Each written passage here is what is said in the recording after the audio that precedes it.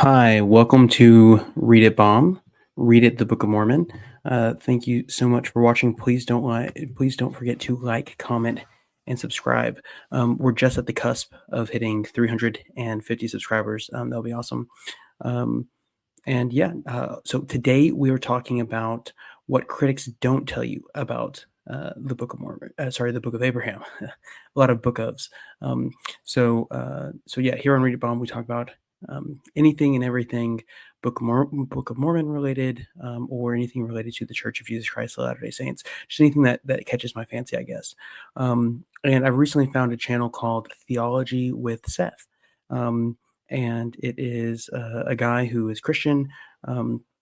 If I get the phrase right, he has a phrase, I think it's Bible believing Christian, or it's something like that. He uses a certain phrase, I think, again and again in his videos, as to describe himself, and I think describe what Christians should be, Bible believing. I think that's what it is, which obviously that's what we all shoot for, right? But I think that's the phrase he uses. So, and in that, I think he's not Reformed. I think I saw a couple of his videos where they were talking against Reformed theology, which he has that going for him. I think that's awesome.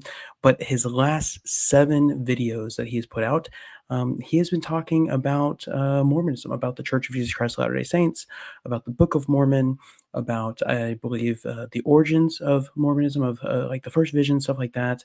And the last one he put out was a whole video on how the Book of Abraham, this is the title, disproves Mormonism.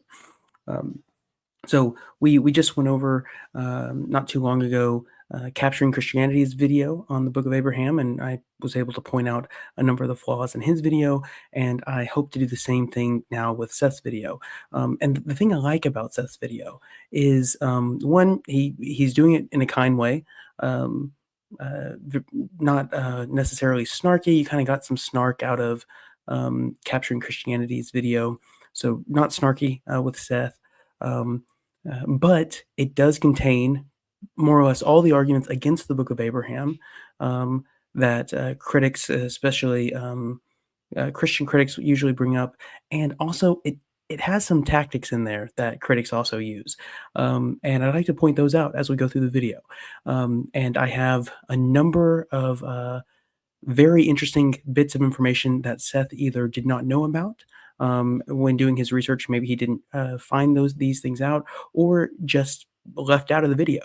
And so we're gonna, I guess, expand on what he's saying and give some more in-depth information at certain points of his video that's more or less going to nullify a lot or all of the arguments he brings up. And it's gonna, I guess, put it into a realm of in no way close to what he's wanting. He's saying this disproves Mormonism. It's actually going to kind of turn that around and say, well, it's pretty interesting how Joseph Smith was able to, I guess, find a number of these things out. And so we're gonna get into this. So let's start by sharing the video. Let me remove this. I'm going to present this video with audio for us. Okay. And let me show you his channel actually real quick. Oh, I got to start over here. 1 second. So here is his channel. You can go see his videos here. Okay. So it's Theology with Seth. And if you see, we even get our little Salt Lake Temple over here, right? So it's talking about Christianity, Islam. I guess this is Hinduism, and even Mormonism. We got our temple there, and as you can see right here, 1, 2, 3, 4, 5, 6, 7. The last 7 videos he's did are all on Mormonism, and the last one is what we're going to be talking about today. It is what the Book of Mormon really says. Sorry, the Book of Abraham really says, and how it disproves Mormonism. And we're getting into how there's a number of issues with his argumentation here.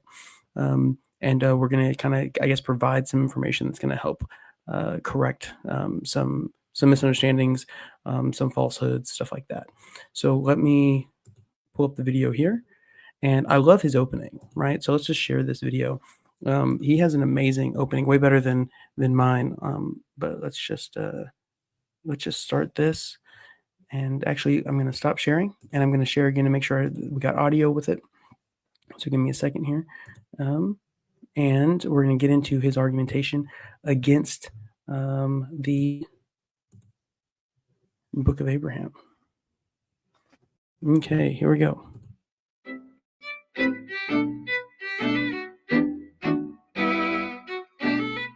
Hey everyone, Okay, again, I just love that opening. That's a really good opening. Seth here from Theology with Seth. I'm so glad you could be with me today. We are continuing our series on answering Mormonism. The goal of this series is to help you as a Christian know how to share your faith with Latter-day Saints, to know what points to bring up, what questions to ask. And today we're learning all about the translation of the Book of Abraham. This is a big deal. In fact, this issue consistently ranks as one of the top reasons why people leave the LDS Church. And what that means is that if we as Christians can take the time to understand this issue and learn how to share it with our LDS friends and family, we can have a major impact on them in bringing them back to the truth. We're not going to be debating more. So two things. I think that is pretty true, right? A lot of people do end up coming across critical information about the Book of Abraham, and it causes a faith crisis. And whether there be already reasons kind of helping them take that step outside of the church, or if it just that starts kind of like an avalanche of them, having a lot of questions and doubts, which just leads them, out of it or to believe it's false. Either way, it is very true that the Book of Abraham does cause some issues. Again, hopefully, the information I provide today is going to show how it is not the nail in the coffin for Mormonism, as a lot of ex-Mormons and a lot of anti-Mormon critics like Seth here seem to make it appear. There's a lot of information that he's going to leave out or not know about, so therefore he actually can't provide it, that answers a lot of these questions he's going to bring up. But I think it's interesting. He's like, look, this is a big issue for them, so let's just use this to our advantage, right?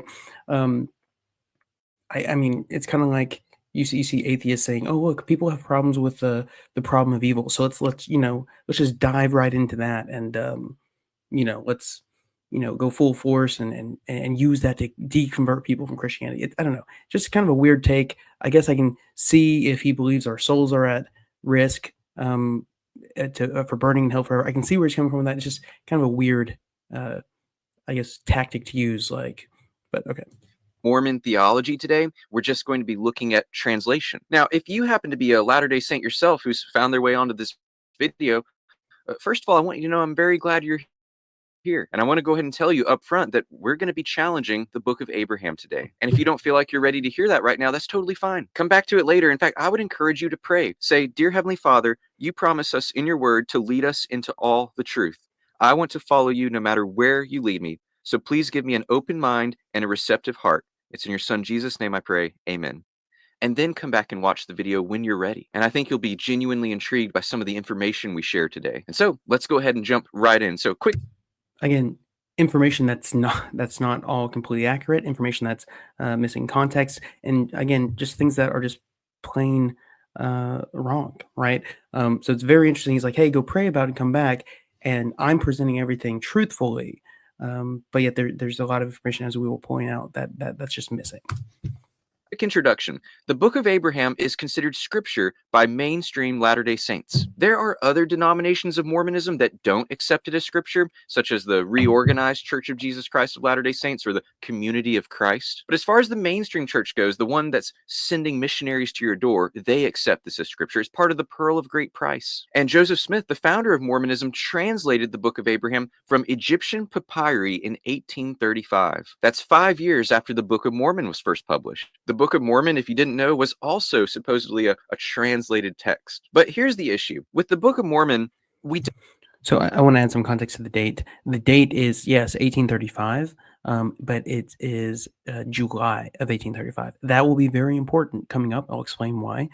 Just remember, it's July of 1835, around July 1st, I believe, is when Joseph Smith met for the first time. He'll get into the history here, but I believe it was, oh I've completely drew a blank, but the guy who had the papyri, he met Joseph Smith around July 1st of 1835, and then it was only after that that they were able to buy the papyri and then start any kind of translation process. So just that's very important. Remember that.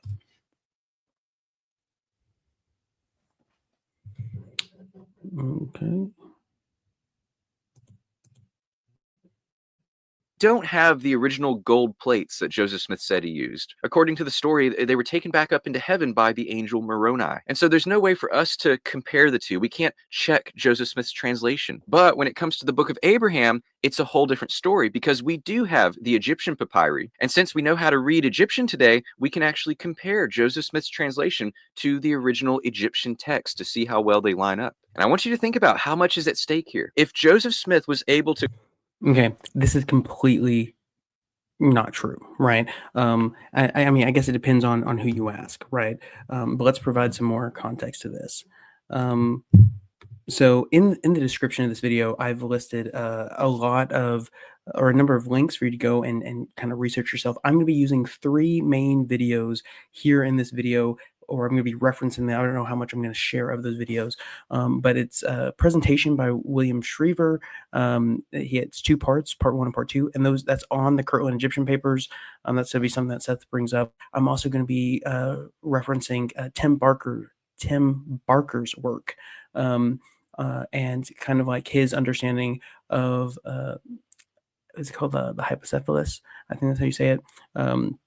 Or Facsimile 2, which is very interesting. It's something that Seth kind of brings up. But in the video, he doesn't bring up all the way. In the comments, he said something about it, which makes me think that he was aware of certain things. I don't know if he believed he said in the video. I don't remember him saying in the video, but we'll get there in a second.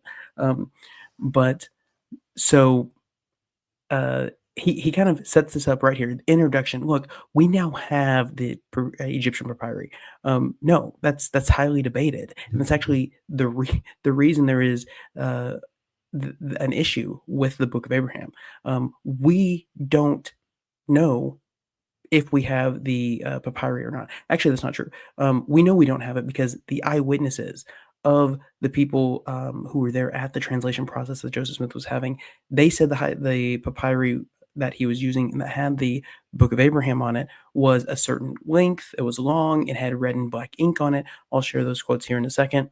And what we have today is not like that. So when I say we don't know, that is the debate, right? The debate is, well, is what we have the papyri itself, or do we take the eyewitnesses who were there with Joseph when he was actually translating or receiving revelation about the Book of Abraham and take what the eyewitnesses say? And this is a big issue in Latter-day Saint history, or Mormon history.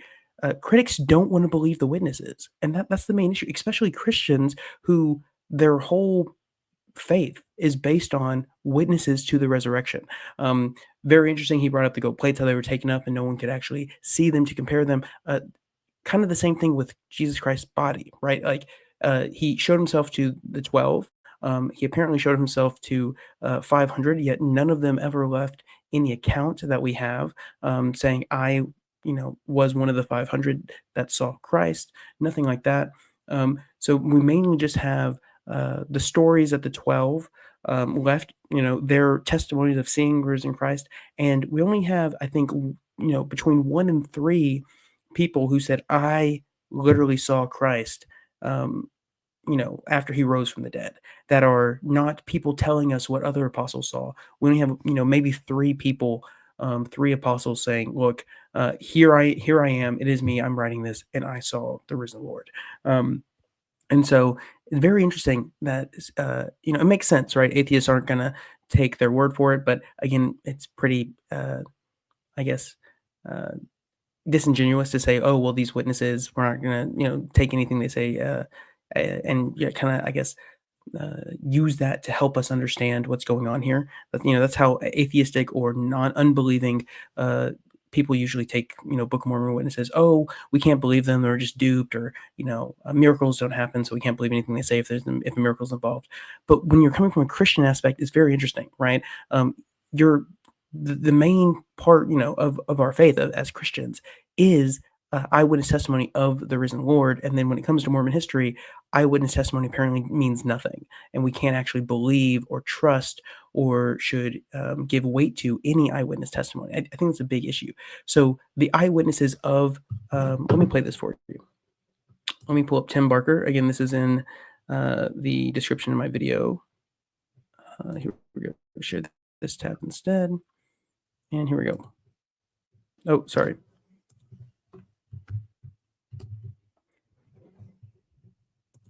Who wrote a letter to his wife Sally in Missouri 3 weeks after Chandler arrived. Phelps wrote, "There were 2 papyrus rolls, besides some other ancient Egyptian writings with them. These papyrus rolls, according to Phelps, contain the records of Joseph and Abraham. Whether both were on the same scroll or one on each is not clearly specified by Phelps. In December 1835, Oliver Cowdery wrote to William Fry, similarly stating that there were 2 rolls of papyrus, with 2 or 3 other small pieces of papyrus, with astronomical calculations, epitaphs, etc., were found with others of the mummies. He also stated that the writings of Abraham and Joseph were beautifully written on papyrus with black and a small part red ink or paint in perfect preservation. Again, it isn't entirely clear whether both records were on the same scroll or on separate rolls of papyri based on these observations, but Cowdery does state that Abraham and Joseph's writings included black and red ink. By 1842, some of the fragments of papyri were already preserved in a chest of drawers and framed in glass. Henry Caswell. Okay, let's pause there. I mean, again, this link's in the video. You can go watch it. I'm just trying to get up here to where he has yet another witness talking about the rolls, the papyri rolls that the Book of Abraham was on. So I'm going to get up here, and the thing is, they're like this one, right? There were the rolls, and then there were things that were separate from the rolls, like Facsimile 1. Okay. So again, this is the debate, and he's taking it for granted. We have the original source for the Book of Abraham, and the thing is, it's just disingenuous because this is the debate. And then obviously he probably believes that his evidence for that is strong, but as we will see coming up, it's not, right? And I think it's kind of disingenuous that we don't present, hey, look, you do have people. He barely brings this up. He's like, well, there might have been some witnesses that said something else, but we're not going to worry about that. But as we just heard, we had 2 people very, I guess, intimately involved. Probably the 2 outside of Joseph Smith, which were W. Phelps, and he's very important. That's why I said remember the date of July. Something's going to happen before July of 1835, in regards to Kirtland Egyptian papers. Very interesting, very important. So remember that. But yeah, so the whole issue here is we're not believing the witnesses. Again, the 2 most intimate people outside Joseph Smith, Oliver Cowdery and W. Phelps. Again, if I can get to it, I don't know if it's kind of lagging here.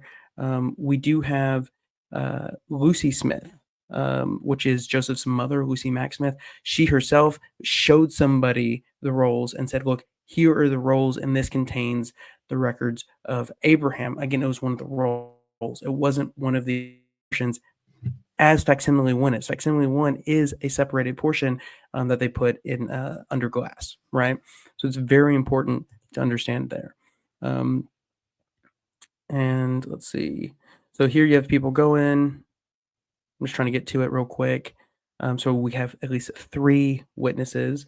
Technically, it would be 4 if you count both Lucy Smith and the person she told. Okay, it's not going for me. That is totally fine. I got a lot of stuff open here. So let's share the screen. But again, we have at least 2 witnesses. Again, there's way more telling us that it is long scrolls. It's not these separated parts that they put under glass, which is what Facsimile 1 is. And that's his main thing is, look, Facsimile 1 and the text right next to it is going to be the Book of Abraham, right? And then we'll get into his argumentation. I'll break that down, provide the context not provided, and some very interesting things that go along with that. And we'll see. Again, this is going to be a longer video because his video is 32 minutes, and I'm going to be pausing and breaking down a lot of information as I just did. So again, right here, completely bypasses and doesn't address immediately, hey, there are witnesses telling us what the source text was on. We actually don't have that, but yet I'm going to say we do have the actual source text of the Book of Abraham. And maybe the reason being because if I say that, then it looks good as a critic because that doesn't match what the Book of Abraham says, right? I believe there's definitely, again, he's going to go on later in this video to say, look, if you actually, maybe at the end, I believe, if you believe Joseph Smith is a prophet, how do you reconcile all of this stuff? Maybe you should look without your believing eyes and don't come with that bias. But again, the thing is, he's not being honest about his bias, right? He already doesn't believe Joseph Smith is a prophet. So therefore, he's looking for anything and everything he could use to disprove that, right? So he's trying to kind of present himself as somewhat of an unbiased, I'm just sharing the facts sort of a thing. But again, you're not, because you actually have a desire to prove him false as to pull people out of the faith, which is what you kind of open the video with, is like, hey, let's use this to pull people out of this faith and pull them back into mainstream Christianity. That's what he was saying, right? But again, we're going to kind of break that down. Okay, here we go. Let's start it up.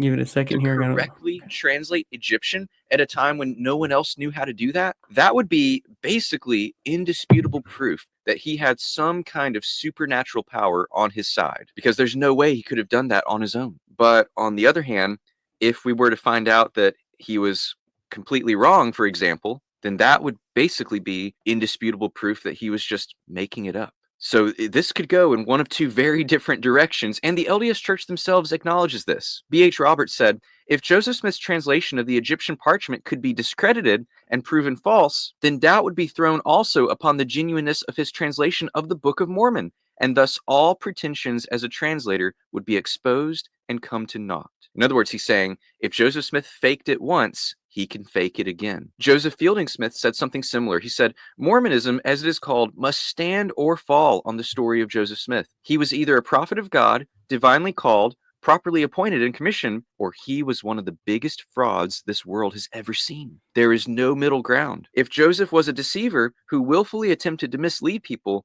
then he should be exposed. I want to emphasize that last. Okay.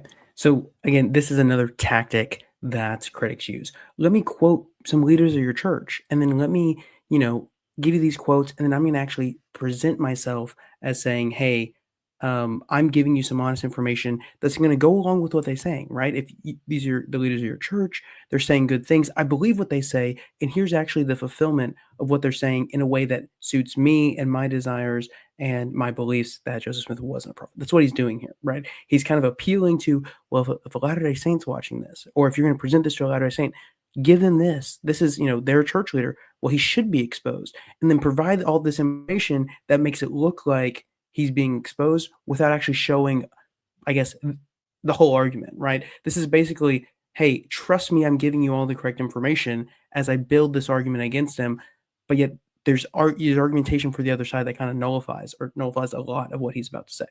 So point there. What he's saying is that, hey, if you find evidence that Joseph Smith wasn't really who he claimed to be, please expose him. Make a YouTube video and he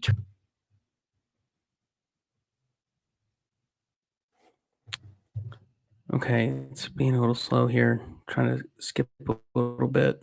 Topic is so important for us. But now, before we get into all the controversial stuff, let's just get some basic questions answered. Like, for one, what does the Book of Abraham even look like? Well, there were a number of pieces of Egyptian papyri that Joseph Smith used for this book, but I'm just going to show you a piece of it here. This is actually a scan from Joseph Smith. Okay.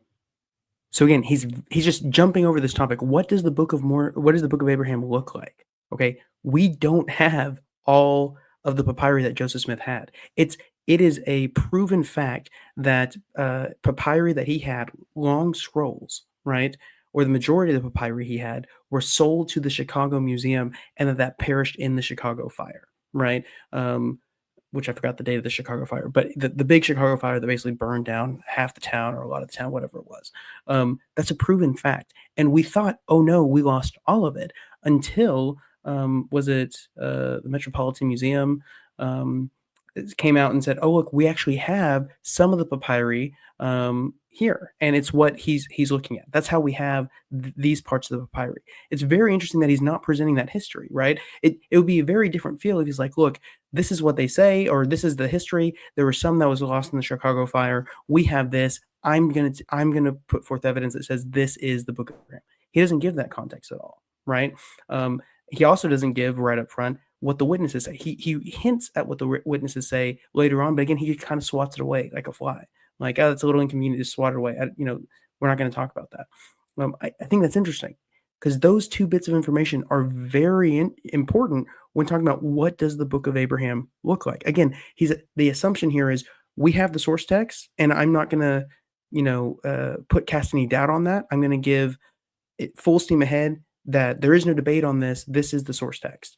Again, he probably believes he has good information on this. He's going to provide that here or good evidence for this. And then I'll put some counterfactuals to that. But it's just very interesting that he's not providing the full context here. And this is the valuable context. Witnesses say long scrolls, red and black ink. There was no red and black ink on these. This is just purely red ink. There's no painting or different color ink on any of the papyri that we have, right? So why are the most intimate people, right, with Joseph Smith during this process? W.W. Phelps, which will prove later on why he's so intimate in this whole process, and Oliver Cowdery, who is one of his scribes. Why are they saying, look, it's a long rolls, red and black ink, and then why does that not match with what we have?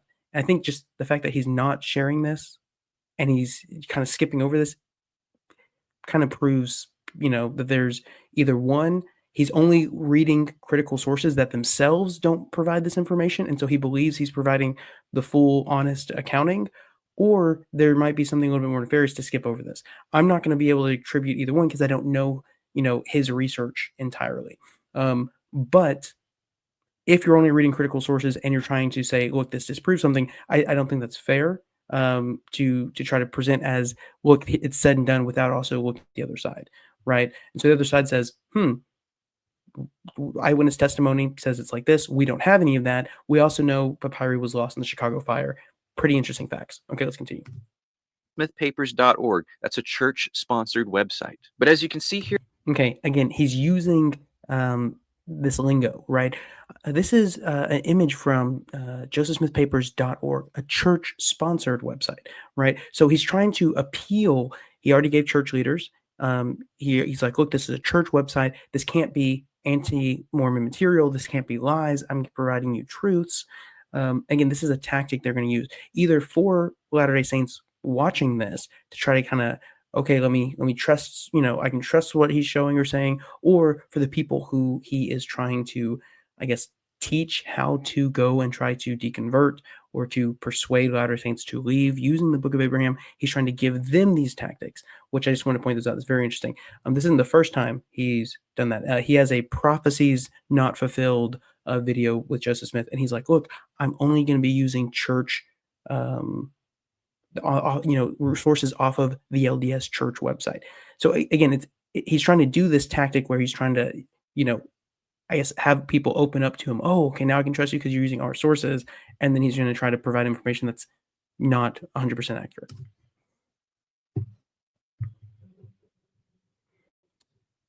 Okay.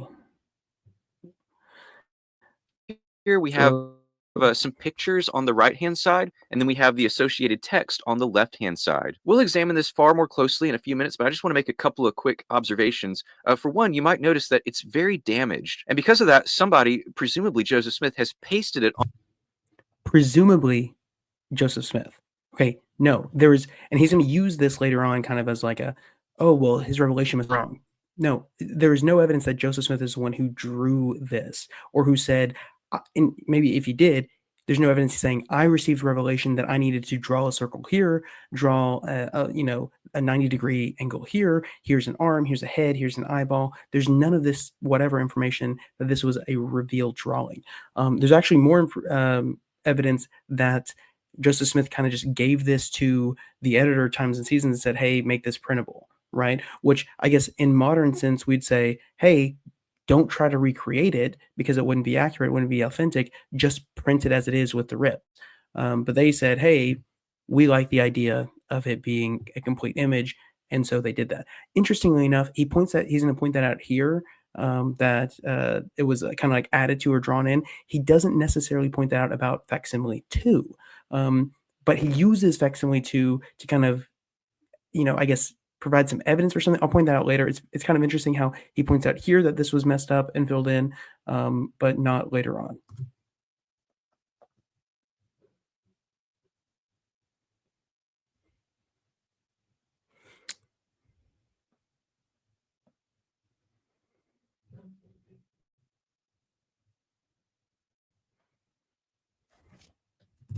Okay, I'm sorry. I downloaded this. I don't know why, even with it being a download, it's taking a while. So let's just try it again. I'm sorry about that. Onto some cardstock or some sort of paper backing for support. And the second thing I want you to notice is that at some point, this scroll was cut in half. But if you look closely in the middle, you can see that the edges line up. This was originally one long scroll. And so just keep that in mind as we go. But now, where did this book even... Okay, he used the term long scroll there because that's a term that Latter-day Saints and eyewitnesses use to describe most likely what, as we saw, long scrolls, right? The Book of Abraham was on. No, that is not a long scroll, right? That is, if it's just that, which he's saying, look, this is just what it's going to be, and then he doesn't actually give the full critique of what it is. He doesn't give the full argument. I'm actually going to show in Tim Parker's video what the argument is actually started by was it Richard Tanner? It's the Tanner guy. And he's the one who first got these images of the facsimiles, and he took them, well, not the facsimiles, of the papyri, and took them to Egyptologists. And this argument is 60 years old, 60 plus years old. They've been trying to reuse this argument and just, wrap it in different faces and different contexts or whatever. It's the same argument. I'll show it to you here in a second. He doesn't necessarily present the whole argument. He presents parts of it, and then actually later on in the video, he's going to kind of backtrack off of part of the argument. And he can do that because he didn't actually present what the whole argument is, and it's going to kind of be contradictory later on in a way when he does that. I'll point that out then. But yeah, I just thought that was interesting. It's not a long scroll. That's just it, right? It's that piece, and the facsimiles, they were, I guess, separated at one point, but that is not the long scroll. He said a long scroll, but people were saying feet, like 20 feet long or more of a scroll, and that's what it's hypothesized that the scroll of Abraham, or the scroll that the Book of Abraham was on, how long it would have been, based off of eyewitness testimony. Even come from? How did Joseph Smith get his hands on it? Well, it was originally discovered in Egypt by someone named Antonio Lobolo. He was kind of an antiques collector. Okay, I want to skip over the history because I don't think he really says anything about this. I'm trying to save some time here. I just want to get to his arguments. He gives the history. I believe it's pretty accurate. Nothing really to critique there per se. Oh, okay. Give me a second in here. 1833. Now, when Chandler first took... I'm not using the downloaded version. Let me do that real quick. Okay. So this should be the downloaded version here.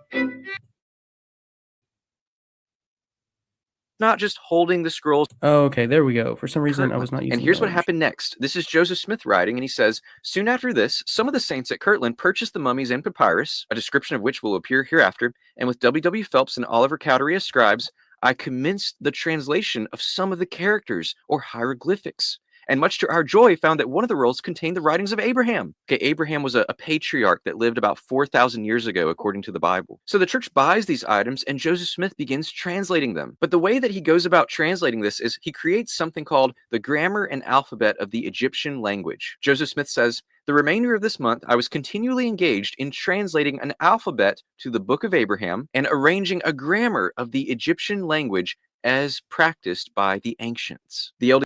Okay, so again, he's made a number of assumptions here, and he skipped over some information, and this is probably one of by far the biggest assumption he's made. Okay, so he says Okay, how did Joseph Smith translate the Book of Abraham? Well, he did so by creating a grammar, creating an alphabet, and then going back and using that to give us a translation of the papyri. It tells actually what it says based off of this grammar and this alphabet that he's claiming that he's receiving from Revelation, right? That he can use his prophetic abilities to then create a grammar and alphabet of Egyptian, and then he's using that to go back and telling us what the papyri says. Why this is an assumption is because it doesn't actually go off of what the most recent Latter-day Saint scholar is on the Kirtland Egyptian papers, right? So what he's referring to here, without necessarily using the proper title here, that's not a dig. I don't know if he knows it or not, but it's the Kirtland Egyptian papers, where there's the Egyptian grammar, the Egyptian alphabet, the Egyptian numbers, all these things. And the most interesting thing is these alphabets that he created. There's a number of characters on there that are not off of the papyri. Okay, and so the question is, well, if Joseph Smith is creating an alphabet, supposedly from the papyri, and characters off of it, in order to prove, or in order to convince his followers that he can receive Egyptian or translate Egyptian through revelation, and therefore through this revelation tell us what this papyri says, and he's saying it talks about Abraham. Why is he clearly using, I would say, symbols and characters that are not found on the papyri? Why is that?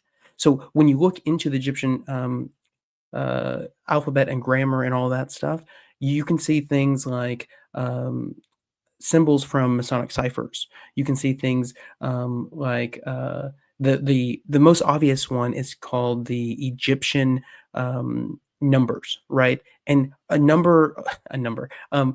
quite a few of the numbers he puts on there are just like the Arabic turned backwards, or the exact same thing as the Arabic, right? And then a couple of them are Sanskrit, right, and not Egyptian at all. And none of those appear on the papyri themselves, right? So there's just a very interesting history with this Kirtland Egyptian papers that is completely jumped over and not even researched. I don't know. I don't want to say that. I don't know if he has researched this or not, but it sounds like he might just be reading someone else's, I guess, in-depth critique of the Book of Abraham and just kind of giving that to us in a very straightforward way in this YouTube video. But it doesn't seem like he's interacted with some of the most recent Latter-day Saint scholarship on this, and that's why in the video description, I'd like to point you to William Schryver's two-part presentation on the Kirtland Egyptian papers, right, which completely and utterly destroys any notion that this group, a collection of papers, were actually used to produce the Book of Abraham, right? So William Schryver, who I guess in his professional career is a data scientist or data analyst, one of the two.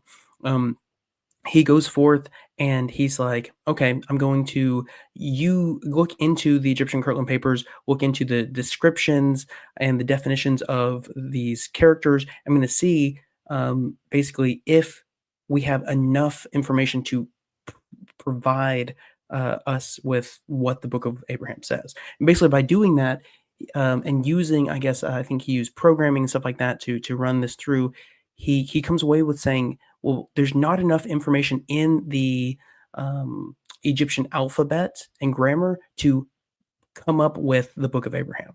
And what I mean by that is he's like, well, in the definitions, it doesn't reach, it doesn't come to what we have in the complete Book of Abraham.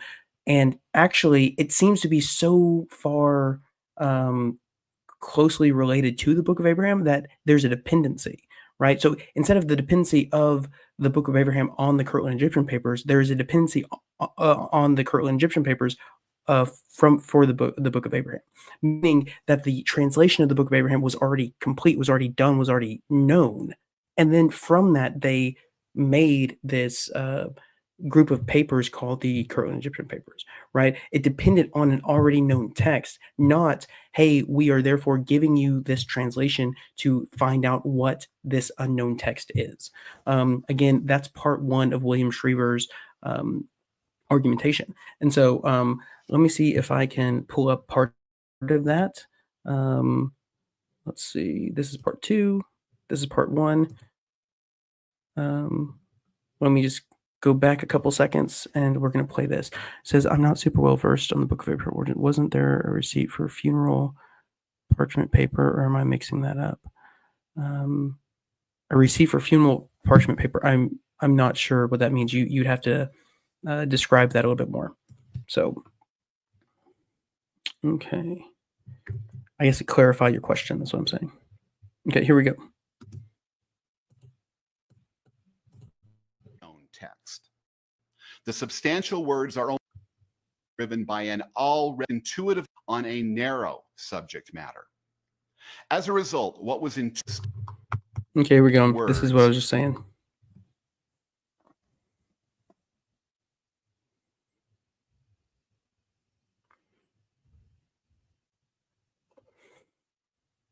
Okay, give it a second. I'm so sorry.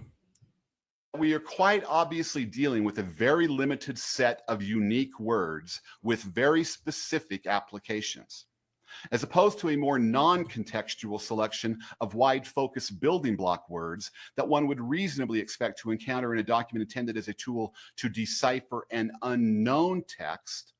Instead, we encounter words and phrases focused on a narrow subject matter. As a result, what was intuitively evident to me was that this thing was being driven by an already known text, rather than being a means by which to produce an as yet unknown text. The substantial words are almost all proper nouns that form a lexicon of people, places, and things, almost all of them from the Book of Abraham, and often very uniquely so. If, as Mormon critics have argued for the past 40 years, the alphabet and grammar was produced before the text of the Book of Abraham was received and was the means by which that text was subsequently translated from the papyri, then how likely is it that the would-be translators would include virtually nothing but unique words and phrases from an as yet unwritten book? You see, the thesis of the alphabet and grammar as a papyri deciphering tool presupposes that the authors don't already know the text their tool is being designed to produce. But that is not what we find in the substantial words of the alphabet documents. Quite to the contrary, what we find are references to a story that's already been written. Okay, so that's basically what I was trying to describe or explain. He says it a lot better. He's, does a whole presentation on it. So that's part one of his presentation. Part one of his presentation is trying to debunk the theory, and he provides evidence, right? I'm not going to play it all here because part one is 23 minutes, and we're trying to kind of get through Seth's video. But again, that is linked below. Please go watch that. When I watched part one and part two of his presentation, a lot of the questions I had about the Book of Abraham were completely answered, right? And so he's saying, look, there's a dependency of the Egyptian papers on an already known text of the Book of Abraham. It was already translated. Therefore, we can't claim Joseph Smith tried to translate characters and then from that give us the Book of Abraham because it couldn't have happened that way based on unique words. That's his whole thing. Go watch it. He explains that, right? So boom, that's 1 point down, right? Seth says, well, he translated it through using the Egyptian alphabet documents that he made. That's not true. Also, something that builds upon that is part two of William Schryver, I don't know. His explanation or his presentation is saying there's actually characters in the Kirtland Egyptian papers that have nothing to do with the Book of Abraham, right? Probably his most blatant example of this would be actually here let me go to a funny example to point this out. Let me share this. This is Cameron Bertuzzi's Capturing Christianity hit piece on the Book of Abraham. right? Let me make this full screen here.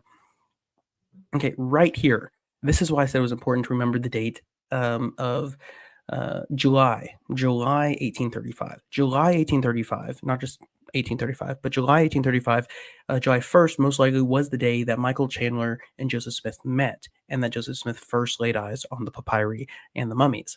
Okay, this letter right here, right? Cameron Bertuzzi puts forward and basically tries to claim that this is Joseph Smith's doing, right? And that this is part of the Kirtland Egyptian papers. This document right here is not part of the Kirtland Egyptian papers. This right here is a letter written by who? W. Phelps, which shows his, this is part of the proof of his intimacy with this whole project, right? Which is why when he says, look, the scrolls or the Book of Abraham was on a long scroll, we should probably take that seriously. He was one of the most intimate people in this whole ordeal. Okay, this is a letter written in May. Okay, May comes before July. This is May 1835, written to his wife. This is part of a letter, and up here it says a specimen. I don't know this word, but basically it says a specimen of the pure language. Okay, W. Phelps was obsessed with languages, and he was obsessed with trying to get back to an idea of an atomatic language or a pure language. Okay, if you notice, this is a very interesting setup he has here, right? This exact same setup that later on in July, or later on whenever they started doing the after they got the papyri, they started doing the Kirtland Egyptian papers. It took on this exact same format.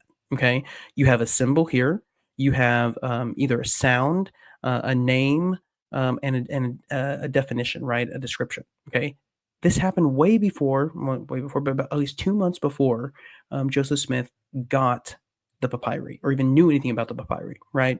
W. Phelps wrote this. Okay, look at these 1, 2, 3, 4, 5, 6. Look at these 6 letters. Okay, again, this is Cameron Bertuzzi, right? This is his video.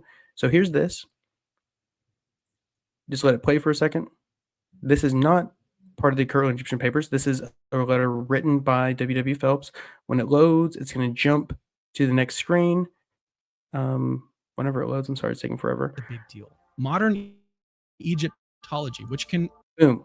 Okay, this document right here is part of the Kirtland Egyptian papers. Okay, do you notice 1, 2, 3, 4, 5, 6? Do you notice these 6 characters are the exact same characters that were in the letter written by W. Phelps 2 months before Joseph Smith even bought the papyri or even knew anything about the papyri, right? And yet they're given different names, different sounds, and different definitions. Okay, so here's my question to Seth and to any critic who's using this idea that Joseph Smith is trying to fool or convince his followers through making an Egyptian alphabet and grammar, right?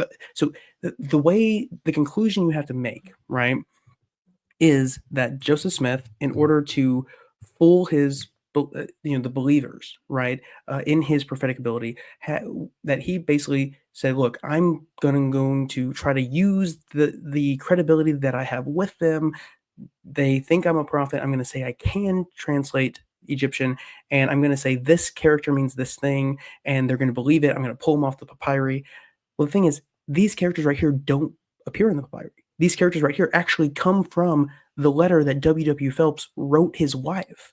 So how in the world is Joseph Smith trying to fool W. Phelps and Oliver Cowdery, because they're not co-conspirators, right? Like they have all the reason. Both of them are actually later, I'm pretty sure W. Phelps was, but both of them later are excommunicated, right? And both come back, right? They have all the reason, especially Oliver Cowdery, to say, hey, look, it was all a fraud, right? But they never did that, right? When Oliver Cowdery was excommunicated, he literally wrote a private letter to someone saying, hey, I actually stood in the presence of John the Baptist. I stood in the presence of Peter, and I received the priesthoods, right? He wrote a letter being excommunicated and testified to those events. Very interesting, okay? But coming back to this, how is Joseph Smith going to fool somebody that he's reading these papyri, taking characters from them, and giving them accurate translations of those, if he's taking these characters from W. Phelps' letter, right? In the same order. It's the same exact order the characters appeared, just the screen before. So again, this is part of the Kirtland Egyptian papers. Let me put it up again. Let me go back. English translation. Here's why this is a right here. It's the exact same 1, 2, 3, 4, 5, 6. They're the same characters, exactly the same order as Phelps' letter. How is this going to convince Phelps?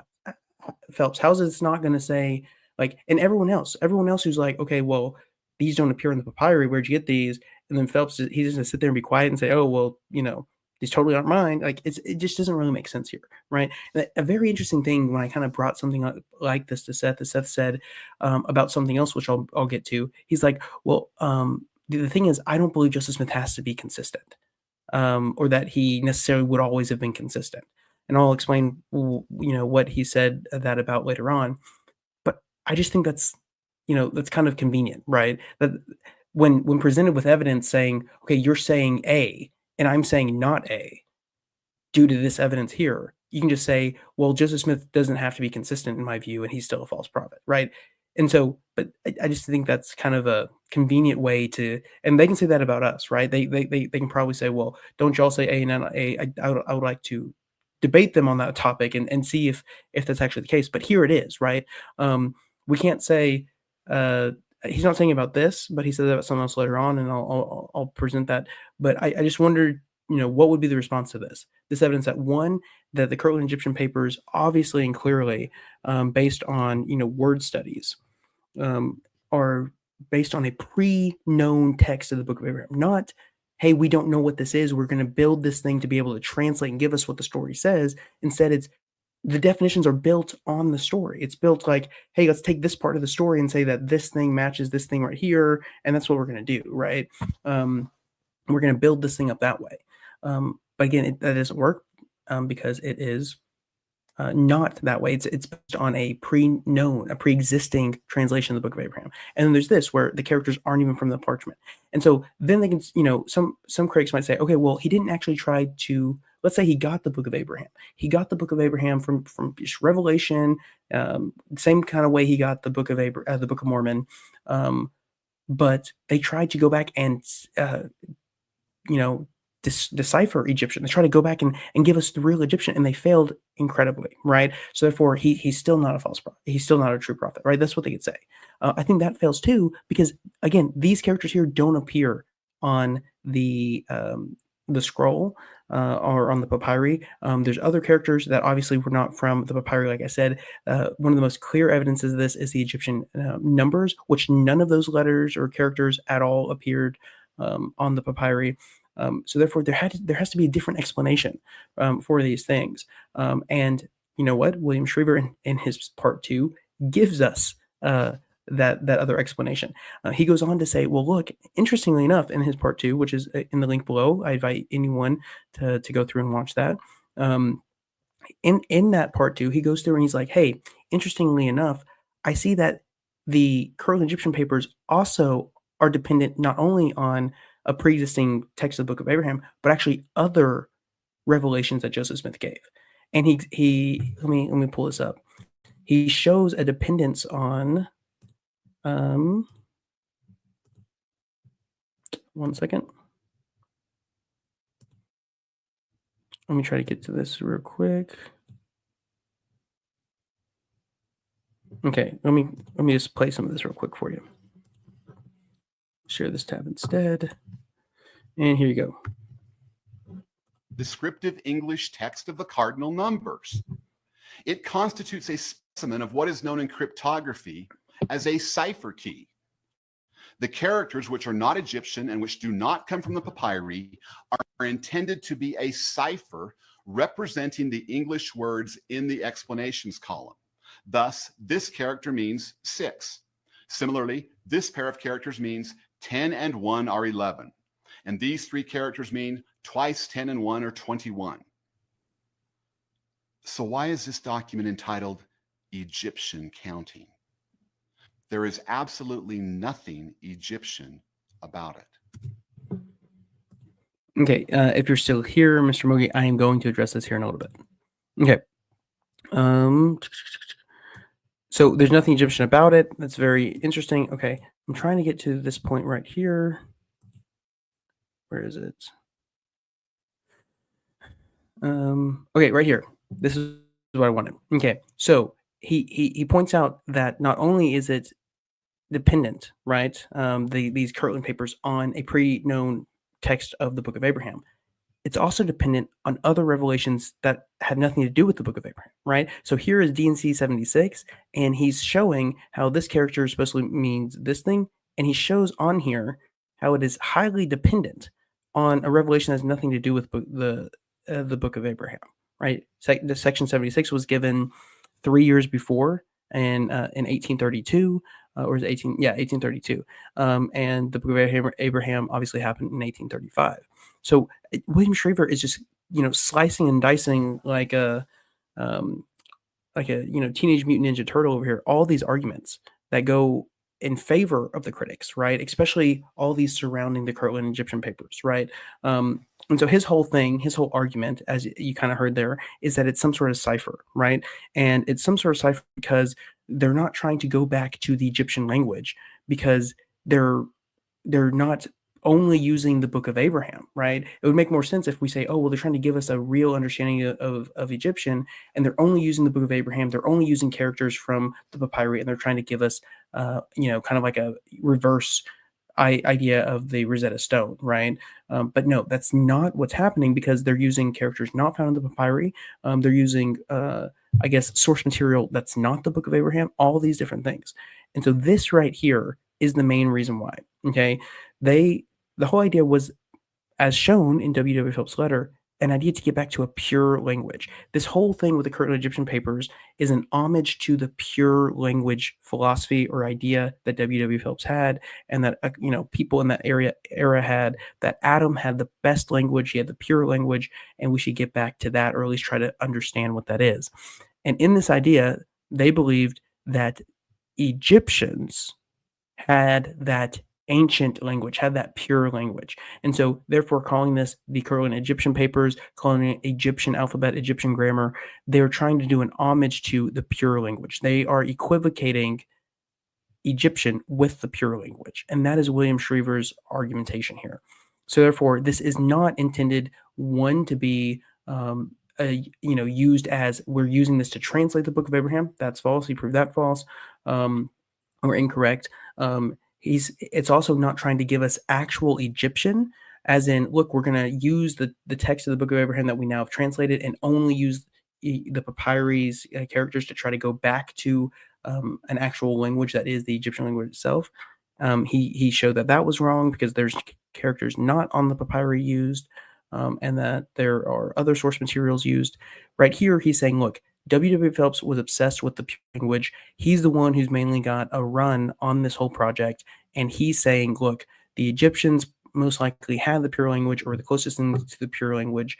And so we're going to try to, get a pure language, or we're going to try to do an homage to the pure language, or, try to, make our own understanding of it. And so that's what they're doing, right?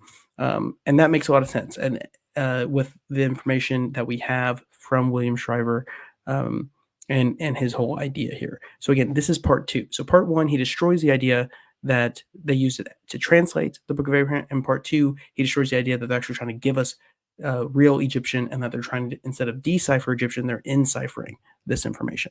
So I thought that's very interesting. Again, it destroys a lot of, basically all the arguments that Seth brings up about the Kirtland Egyptian papers. So very important to give that context. Again, right here in his video, he just says, hey, look, the Kirtland Egyptian papers were how he translated it. But again, the most recent, scholarship that we have on this topic says there's so many things proving that wrong, proving that false. Again, it's just skipped over, right? It seems like the only research done was done on from a critical lens, and not necessarily from a believing lens, or from believing Latter Saint scholars who are looking into this.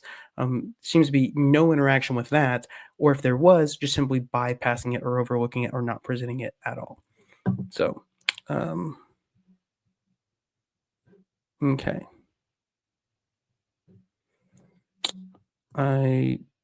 Letter from Joe. I'm just not familiar with that. So if you could type out what you're trying to say. Are you trying to say that they bought? Oh, okay. Yeah. I don't know where that's coming from. So if you could kind of give me some context. Okay. So that letter of correspondence with Joseph Smith confirms that they have possession of the documents, if I'm understanding correctly. What letter? No, so if you're talking about the letter from W.W. Phelps, the letter from W.W. Phelps says 2 months before Joseph Smith knew anything about the papyri, W.W. Phelps had an interest in going back to a pure language. And he did that exact cipher key that later is used to make the Kirtland Egyptian papers. So it shows that W.W. Phelps is one of the main drivers behind this whole idea, right? He wants the pure language. He probably says, Joseph Smith, hey, let's try to get the pure language, that sort of thing. And they're kind of just trying to do an homage to that and seeing kind of what comes of it, right? It's not supposed to be the literal Egyptian language, sort of a thing. I don't know, just William Schryver has a very good laid out argumentation for that, based on all the evidence that he sees. He's basically like, look, we have all these bits of data that don't fit with this being used to translate and give us the Book of Abraham. It doesn't go to where we can say they're actually trying to give us real Egyptian, deciphering Egyptian. So what do we get with this? And he comes to the conclusion, look, they're trying to give us an homage to the pure language. So that's what that letter talks about. I'm not so, but if you're talking about this letter to Joe Coe, it says that the letter of correspondence with Joseph Smith confirms that they have possession of the documents, if I'm understanding correctly. I guess, yeah. I mean, in 1844, they would have possession of the papyri they bought in 1835. How is the situation different from the Kinderhook plates in terms of the veracity of Joseph Smith's translation ability? Well, I don't understand the question there. This has nothing to do with the Kinderhook plates. This is the Book of Abraham, and all the critics say, oh, well, he actually can't translate it because we actually have the source material, and it says, but that's the whole debate. We don't have the source material, right? Eyewitnesses say that the source material was different from what we have, and the way that they're saying that he supposedly translated them is also wrong. And so this is his first step here, is he's saying, look, they're using the Kirtland Egyptian papers. We're going to come back to that and William Schryver in a second, because he's going to pull up the Book of Abraham manuscript pages, and then he's going to be like, look, this is what they did, and I'll show you some very interesting things on that. Okay. LDS Church comments on this. They say this grammar, as it was called, consisted of columns of hieroglyphic characters followed by English translations recorded in a large notebook by Joseph Scribe, William W. Phelps. Another manuscript written by Joseph Smith and Oliver Cowdery has Egyptian characters followed by explanations. Now, this is important because it gives us some insight into Joseph Smith's methodology here. That is, he's not just holding the scrolls close to his heart and receiving vague revelations about what they could mean. No, he's doing the work. He's translating each Egyptian character, and he's even figuring out. Yeah, this is the whole point. They have very different translations, right? For what it says, because that's not the source material. That's the whole point of the debate here. Is critics, they have to come to the conclusion that we have the source material, and that it's been translated. It has nothing to do with the Book of Abraham. And Latter-day Saint scholars are saying, we agree with you. It has nothing to do with the Book of Abraham because that's not the source material, right? The debate is this the source material or no? And the evidence, I would say, outweighs way more saying it's not the source material versus it is the source material. And we'll get into more of that here in a minute. So yeah.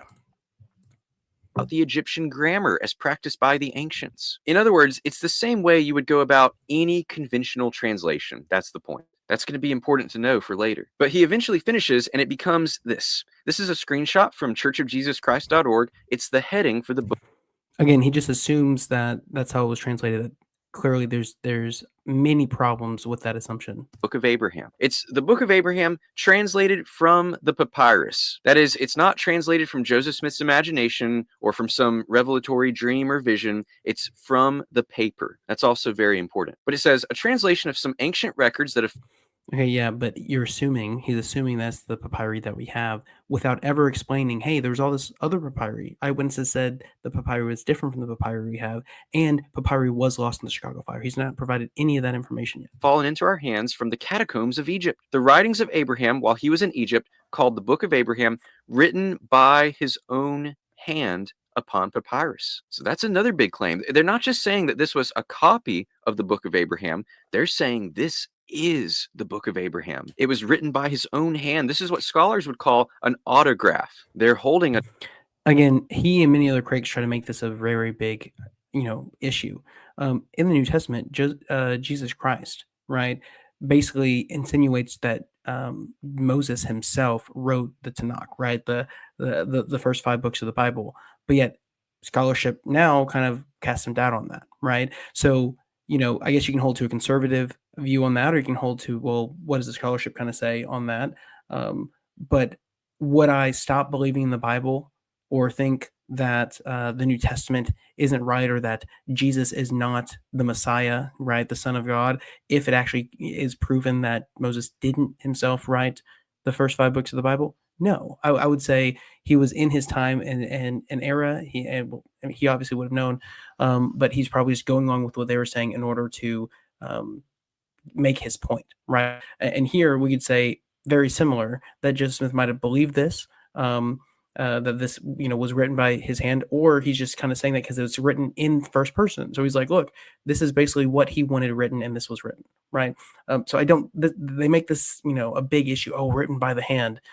It could have been, hey, here he wrote something. It's passed on, and this is it rewritten by someone else, but it being very close to the original text. And that's what I'd say, if it it is ever conclusively 100% proven that Moses didn't write the first 5 books of the Bible, I would say, well, you could say he did, because he wrote down, or he left his teachings, and those were you could say possibly as best recorded as possible in the first 5 books of the Bible, right? So either way, it's very similar to that whole aspect.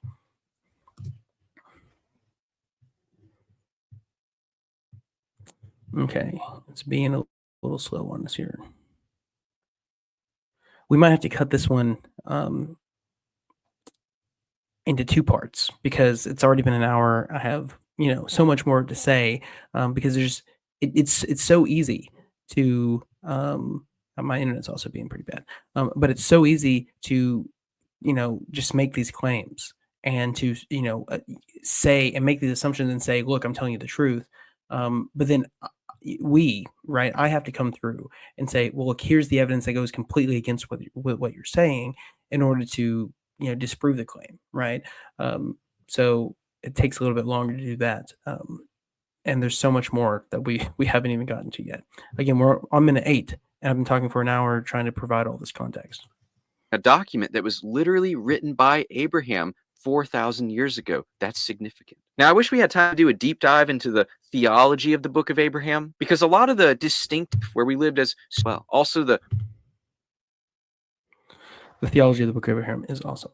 But famous I want to curse get of to Cain scripture. doctrine that sadly was used to ban The curse of Cain doctrine was not in the Book of Abraham. The curse of Cain doctrine came from Protestants mixing Protestant theology with LDS theology, and I guess people in the other church buying into that, and then reading that into kind of our scripture, like finding evidence for that in scripture. The curse of Cain doctrine was not written into the Book of Abraham.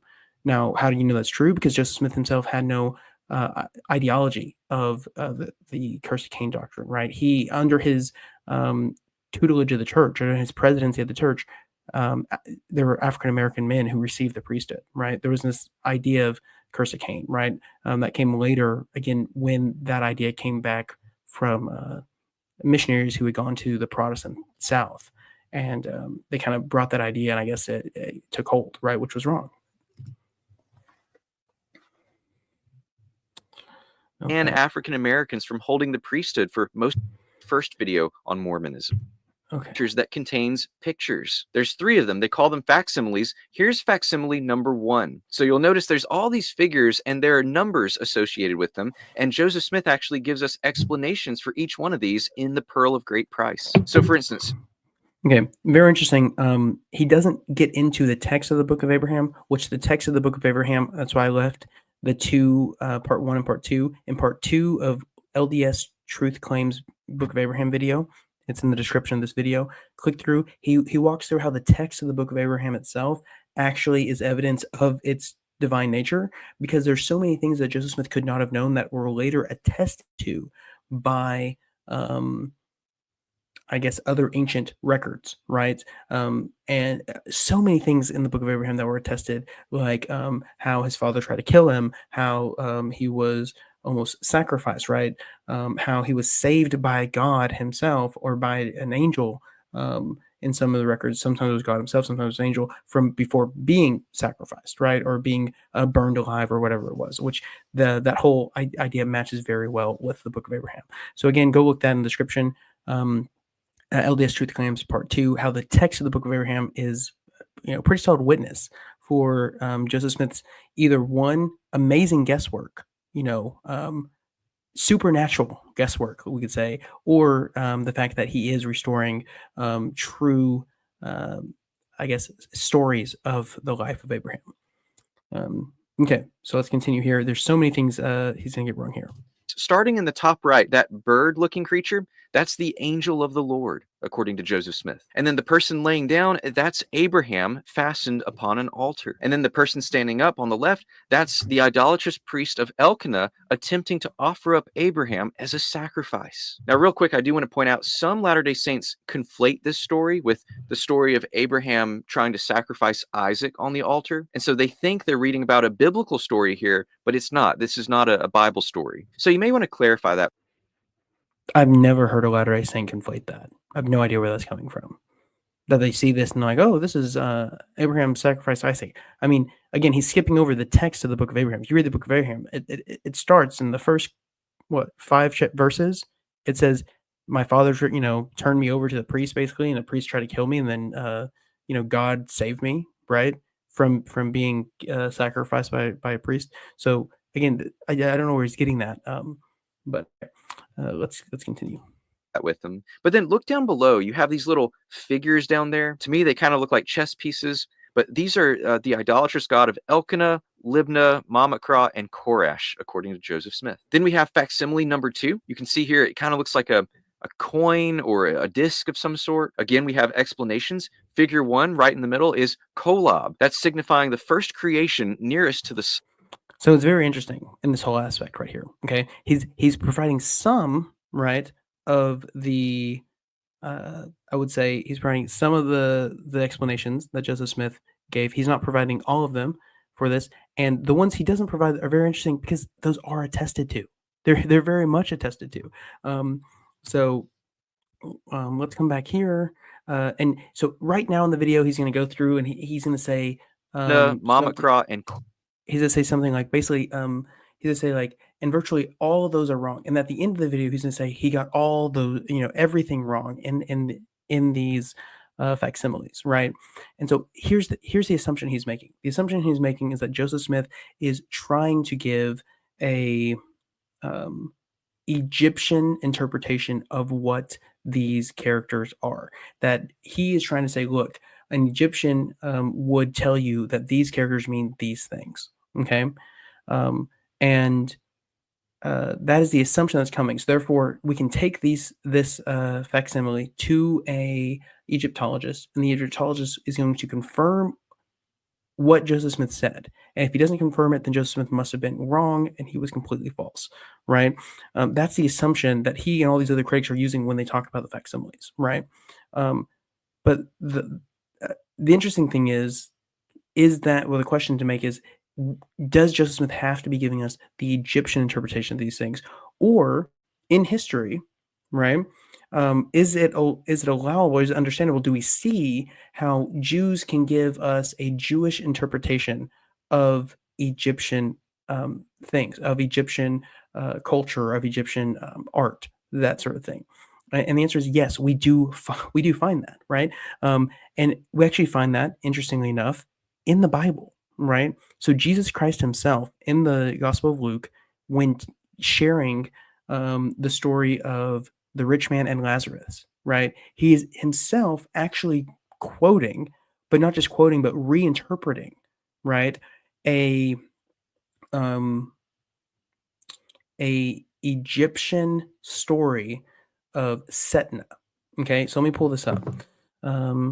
So right here, let me share this screen for you. So I will try to find a link for this, and I will put in the description. This is right here.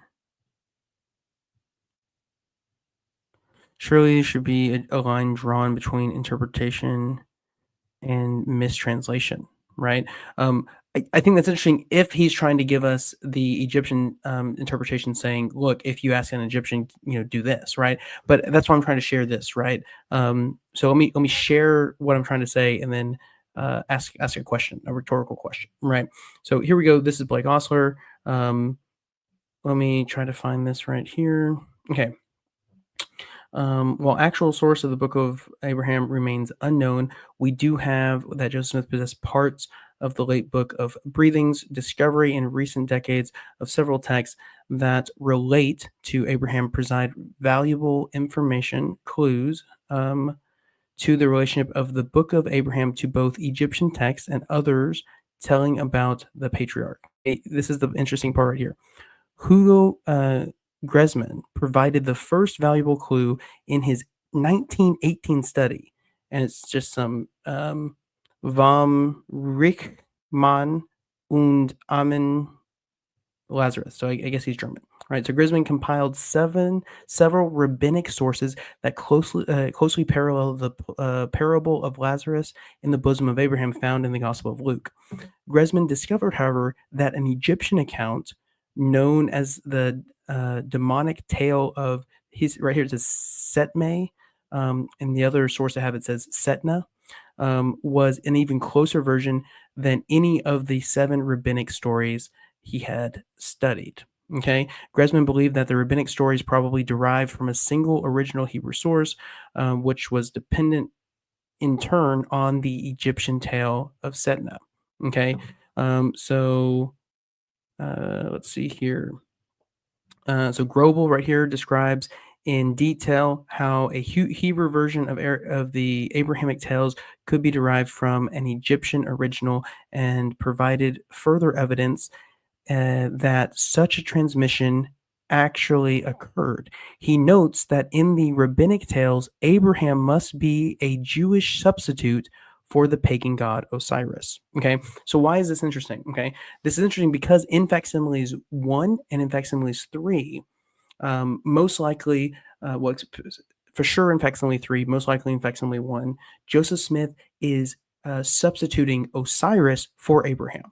Okay, so the same thing that Christ is doing by telling a story which descended from a Egyptian tale, and I'll get into that in a second, and you'll see the very clear resemblance of this tale of Setna and the parable of Lazarus and the rich man. But so Christ himself is telling a story that is descended from Egyptian, and in that story, it's replacing Osiris with Abraham. And that's exactly what Joseph Smith is doing in his interpretation of these facsimiles, right? So my question is, will we say, okay, Egyptologists, look at the parable of Lazarus in the Bible and let us know if Christ gives an accurate interpretation of this parable? No, because it's a Jewish interpretation of this Egyptian story, right? Again, I'll get into it, and you'll see the very close parallels. So therefore, him substituting or him accepting this tradition of substituting Abraham for Isis in this story, and obviously Christ being God knew that this happened. That's him saying, look, I'm going to do this to prove a point. I'm going to do this to create this parable or to do this teaching, right? So very interesting that Joseph Smith is also substituting Isis for Abraham. So it's something that's in the Bible, and we see evidence of. And Joseph Smith is also substituting that person, Osiris, with Abraham. It happens twice, right? So Abraham must be a Jewish substitute for the pagan god Osiris. And it's not just here. Actually, let me, let's see, where is it? Did I pull it up? There is another document. I'll try to find it here in a second that I have. And it gives a number of instances of this exact same thing happening. And the claim is, for some reason, in Jewish reinterpretation of Egyptian works, it is usually Osiris and Abraham. There's a pattern, right? It happens a number of times where Abraham is substituted for Osiris, right? So I think it's very interesting that in the same instance, or in the same person is being substituted with the same person by Joseph Smith. Okay, so let's provide this right here. Give me a second. Where's that right here? Okay. So here, this is Setna 2. So this is the second tale of Setna, and this is basically the whole understanding right here of it, and how it correlates or is very similar to the Gospel of Luke. With Lazarus and the rich man. Okay, right here. So the second Setna tale, okay, opens with Setna's wife praying for a child in the temple. Her prayers were answered, and she gives birth to a son, whom the gods have already told Setna should be named Osiris. Osiris grows quickly, seeming to age in body and in mind much faster. Only a few years he's mature. Right here, this is the story where it starts. Okay, one day his father comments on a funeral procession of a rich man who is followed by many mourners, and that of a poor man who has none, stating how the rich man must be so much happier. Osiris corrects his father's impression by taking him to the underworld. There they see people who were unfortunate in life, continuing in this same trend as they try to plight ropes together. Let's see, but before they can finish, donkeys chew through their works. Interesting. Okay, there pass by, reach for food and water above them, but before they can grab it to prevent them. These people, Osiris explains, are those who were grasping in life, and so continued to be part. Exactly. So you see at the beginning is like, hey, there's a rich man, there's a poor man, and the dad's like, I'd rather be the rich man, and he's like, let's go to the underworld and see. This is the whole part with Christ and Luke, where it's like, hey, there's a rich man, there's a poor man, they both die. What happens to them? And right here, this is the main thing in the afterlife. What happens, right? And so right here it says they pass by a man crying loudly, crushed in the pivot of a door, and then see a rich man dressed in fine garments standing before or near Osiris in the hall of judgment. Osiris points out that this is the poor man whose funeral they saw earlier, who is now rewarded for his good deeds on earth. Okay, so they pass by somebody, they're in the judgment seat, or the judgment's standing in front of Osiris in his hall. They see a rich man and are rewarded for his good deeds on earth. The crying man in the doorway is the rich man who engaged in many misdeeds on earth and now must pay for them in his afterlife. Osiris explains, he who is beneficent on earth, to him one is beneficent in the netherworld, and he who is evil, to him one is evil. It is so decreed and will remain forever. Okay, so this is the story of Setna. Very interesting that it is very similar to Lazarus and the poor man, right, or the rich man. Okay, where it starts off they're not in the underworld, they're living, right, and then it's like, okay, well, in Lazarus, like he didn't give Lazarus the coin or whatever. He wasn't charitable to him. They both die, and then instead of standing before Osiris, it is Lazarus in the bosom of Abraham, right? So Osiris is replaced with Abraham. And this isn't necessarily the first time that happens. It's very interesting. But yeah, that's basically what I wanted to point out is in Luke, we have a retelling, a Jewish imagination, a Jewish reinterpretation of an original Egyptian story. And in that, interestingly enough, Osiris is replaced with Abraham.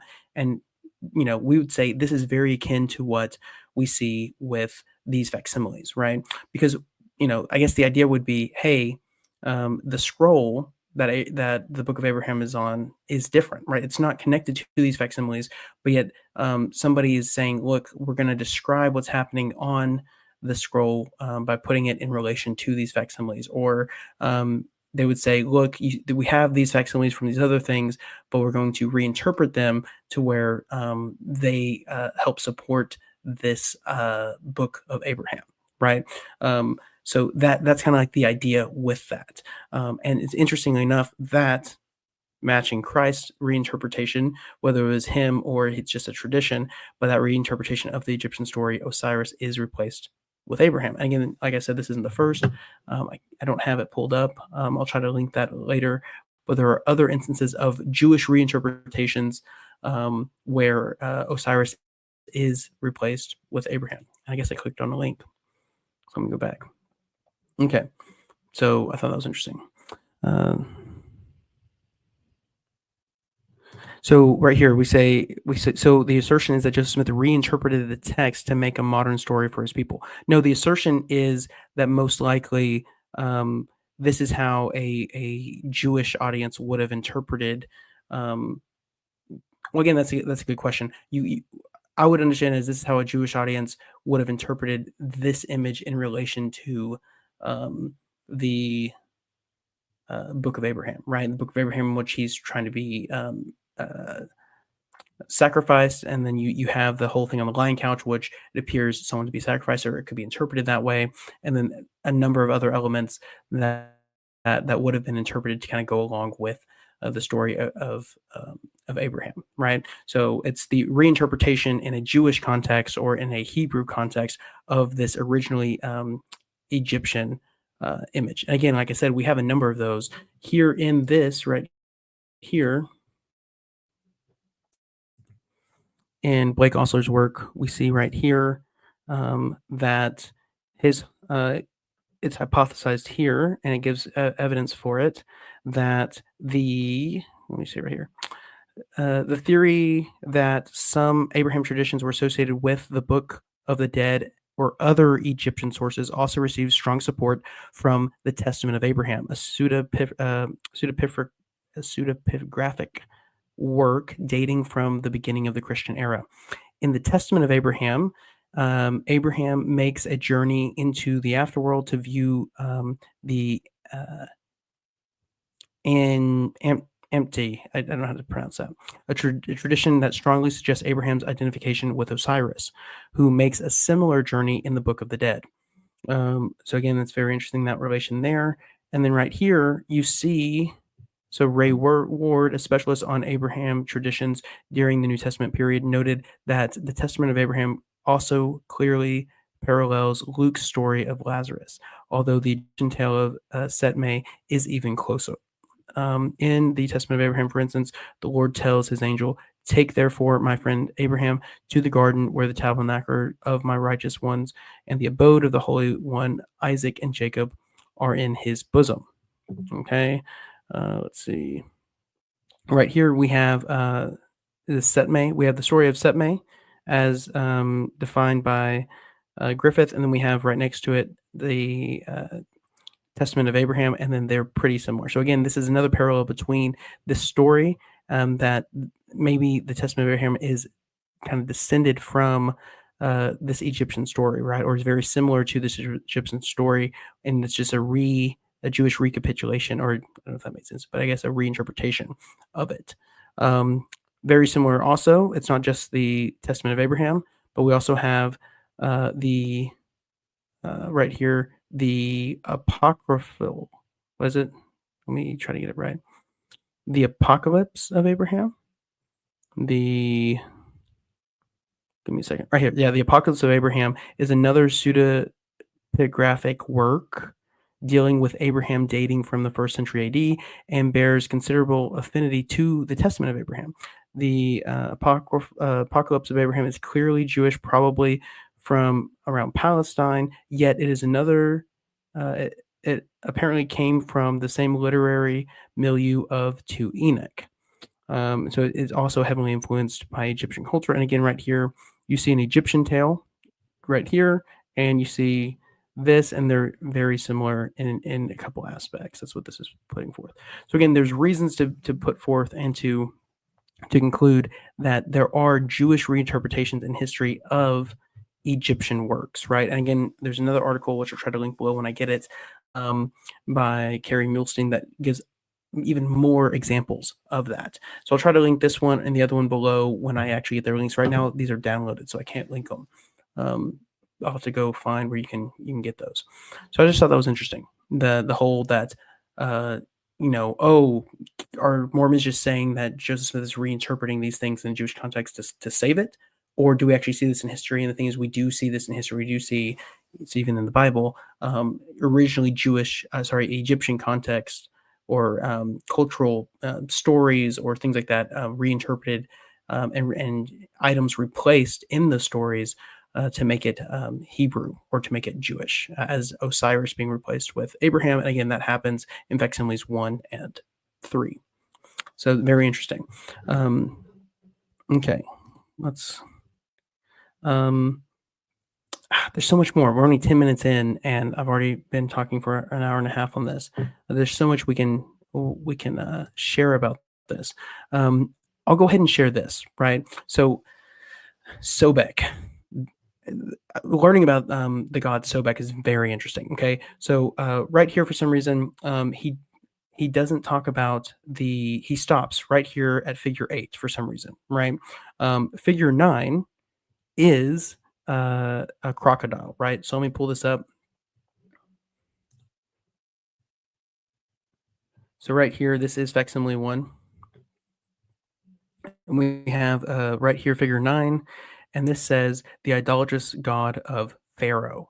Okay, and then Facsimile or figure 12 right here, we have signifying expanse or the firmament over our heads, but in this case, in relation to this subject, the Egyptians meant it to signify or to be high or the heavens, answering the word, I don't know how to pronounce that, Shemuhim, something like that.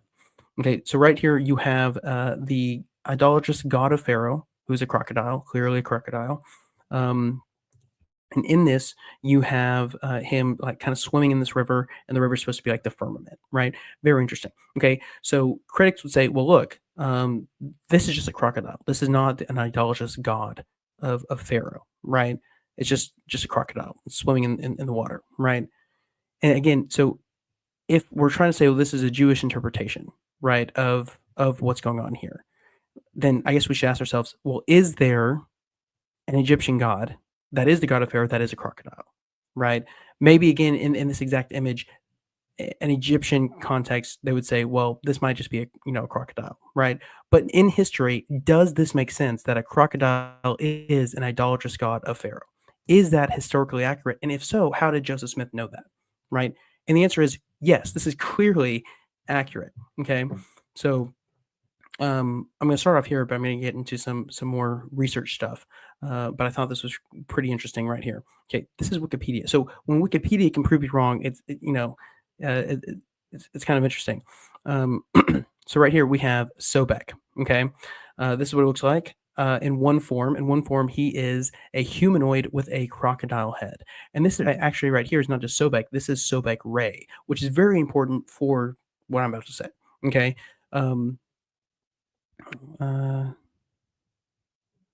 Let's see.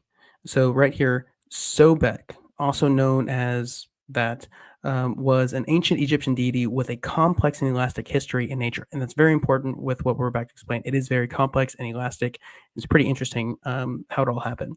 He's associated with the sacred with the sacred and Nile crocodiles, and is often represented as a crocodile-headed humanoid, if not as a crocodile outright.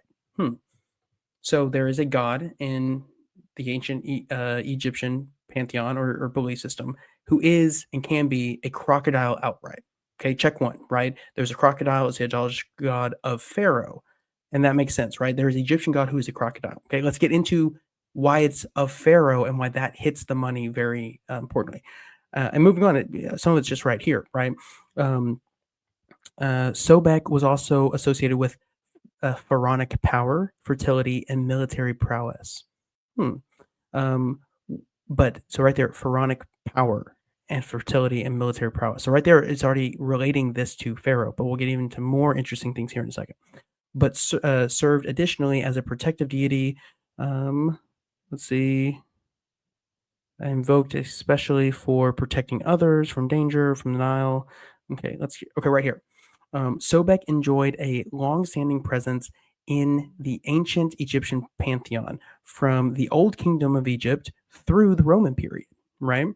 He is first known from several different pyramid texts of the Old Kingdom, particularly from spell PT of 317, the spell which praises the pharaoh. Okay, very interesting. Okay, so there's a spell, and this is in the Old Kingdom, which this necessarily would have been before Abraham was alive, because Old Kingdom is 26 BC to 21 BC, right? Thereabouts, give or take some time. But there's a spell that praises Pharaoh as the living incarnation of the crocodile god. Okay, so let's read what it says right here. Okay, so Unis, right, or Unas, that is the Pharaoh's name. Okay, and actually it's a little bit more vulgar here. Let me go to this one. Let me share this instead. This one has a little bit less vulgarity. I'm going to look for Sobek. 1 second. Okay. We're going to read the last one. Okay, right here. Utterance 317. Okay. Unas, or instead of Unis, it says Unas here. Unas came today out of the overflow of the inundation. Okay. Unis is Sobek. So Unis is the Pharaoh's name. So Unis, the Pharaoh, is Sobek. Okay. So there's a crocodile who is a god in ancient Egypt. Joseph Smith, check. Okay. And he is the idolatrous god of Pharaoh. Okay. So here in the Old Kingdom, you literally have the Pharaoh saying he is this god. Sounds like a check, right? We'll get into the Middle Kingdom, in which Abraham lived, and it's going to be very similar. I'll explain that here in a second.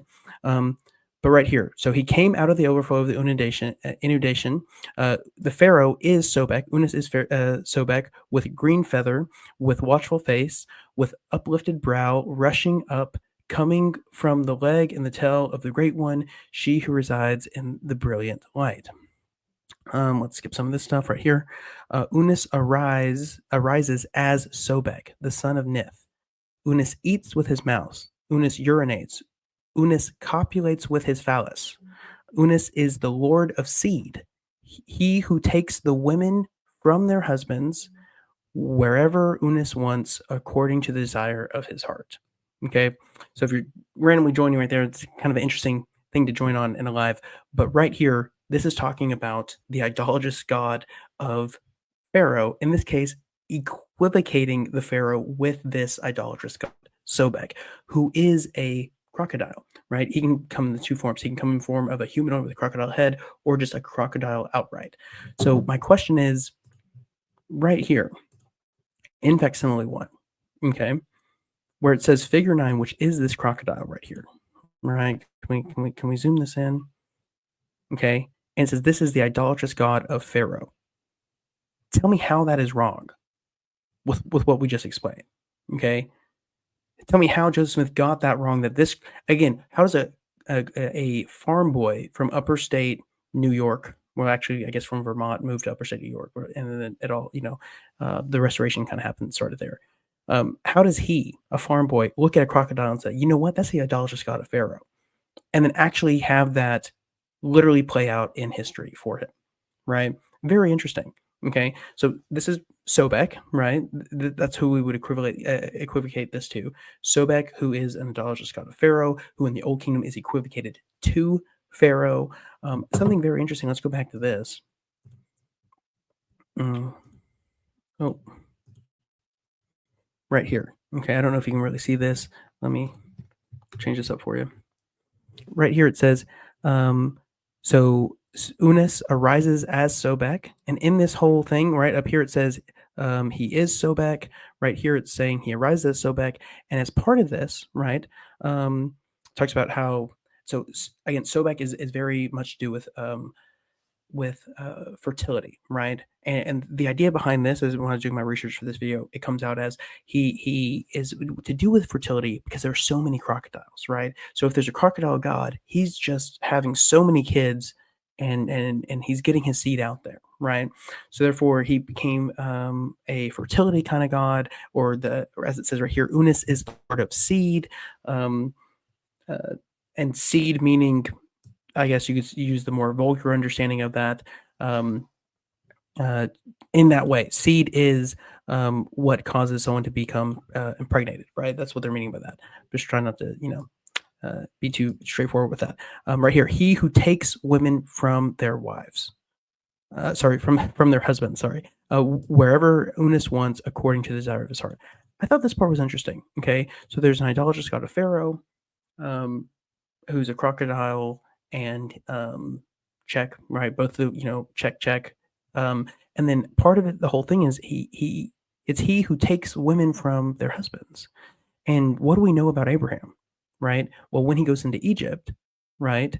There's this whole idea of, well, hey, I'm going to say it's my sister, right? Because there could be this thing of trying to, especially it's more spelled out in the Book of Abraham, where it's like God tells him, hey, if you go in, they're most likely going to kill you to take your wife away from you. And so there goes the whole thing where he's like, hey, it's my sister, it's not my wife. And I thought this was interesting that this crocodile deity, who's the idolatrous god of Pharaoh, here is equivocated with Pharaoh, and he's said to take women from their husbands, right? Wherever Unis wants, according to the desire of his heart. And this is directly related to him as being Sobek, right? Very interesting, because that aligns directly with the story that we have of Abraham, both in the Bible and in the Book of Abraham, right? Of, hey, they might kill you, right, for your wife. And so this kind of follows. I thought that was very interesting. Okay, so we're going to share this for now. Okay, the rise of Sobek in the Middle Kingdom. Okay, so we already talked about the Old Kingdom. It's a check, right? But that's before Abraham. What about the Middle Kingdom, which is in the of Abraham, right? So right here, talking about crocodile. So the cult of Sobek was probably one of the earliest in ancient Egypt.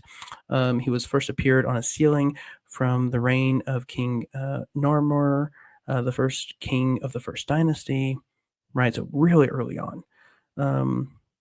The ceiling shows crocodiles facing a distinctly shaped throne that later became the symbol for the city of Shadid, right, which is Fayum, right?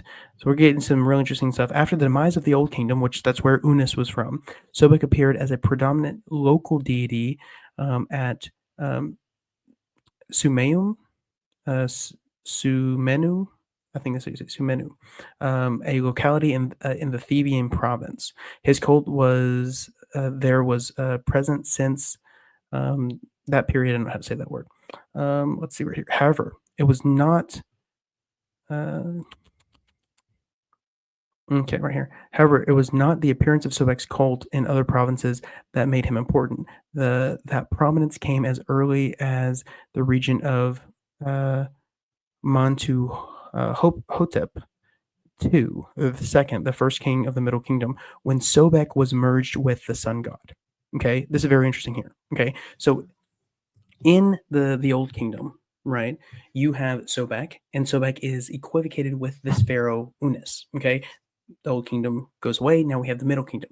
Okay, so this is the first king of the Middle Kingdom, right? That with that there was Sobek, who was merged with the sun god Ra, or Re, however you want to pronounce it.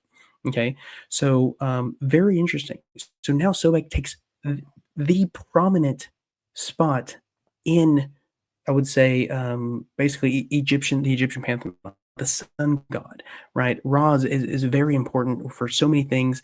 Their understanding of the afterlife, all these things, right? And so Sobek is equivocated with Ra, and that's why it'll explain it here. Let me pull it back up. Give me a second. So that's why right here it says when Sobek was merged with the sun god Ra. This is the beginning of the Middle Kingdom, right? So the Middle Kingdom is now the time frame in which Abraham most likely lived, which is early 2000 BC to I think 1700 something BC. So very interesting. Okay. So he was merged. Such mergers of local and broader deities were not uncommon during these periods. Sobek Ra's or Sobek Re's name first appeared at the entrance to the Theban tomb of Daga, an official during Montuhotep's II's reign, right? So right here, the funerary text used primarily during the Middle Kingdom addressed Sobek as he who rises in the east and sets in the west, right? So again, he went from being equivocated to the Pharaoh in the Old Kingdom to now, after the demise of the Old Kingdom, he kind of became a local deity, and then now at the beginning of the second Middle Kingdom, he is now gone to be equivocated with Ra, with Re, the sun god, and that's what this is right here. This is that's what I believe this is right here. This is the sun above him, kind of showing that equivocation now. Right here, Sobek is he who rises in the east, sets in the west. But this merger, right? Sobek was no longer just a local god of inundation and fertility, but the creator god through his association with Ra. Okay. Again, like my question is, how could Joseph Smith have hit this, this nail even, more directly on the head, right? This crocodile is the idolatrous god of Pharaoh, right? In so many aspects, in the Old Kingdom, check. In the Middle Kingdom, check, right? Like he's now the creator god. He's associated with the sun god, right? He is the sun god now, right? Sobek Ra, that's what he is now, right? So Sobek Re or Ra, in his crocodile form, crowned with the solar disk, and I think Uranus, the symbolic cobra, became the creator who rose from the primeval waters. Noon. So right here, I don't know. I thought this was interesting, right?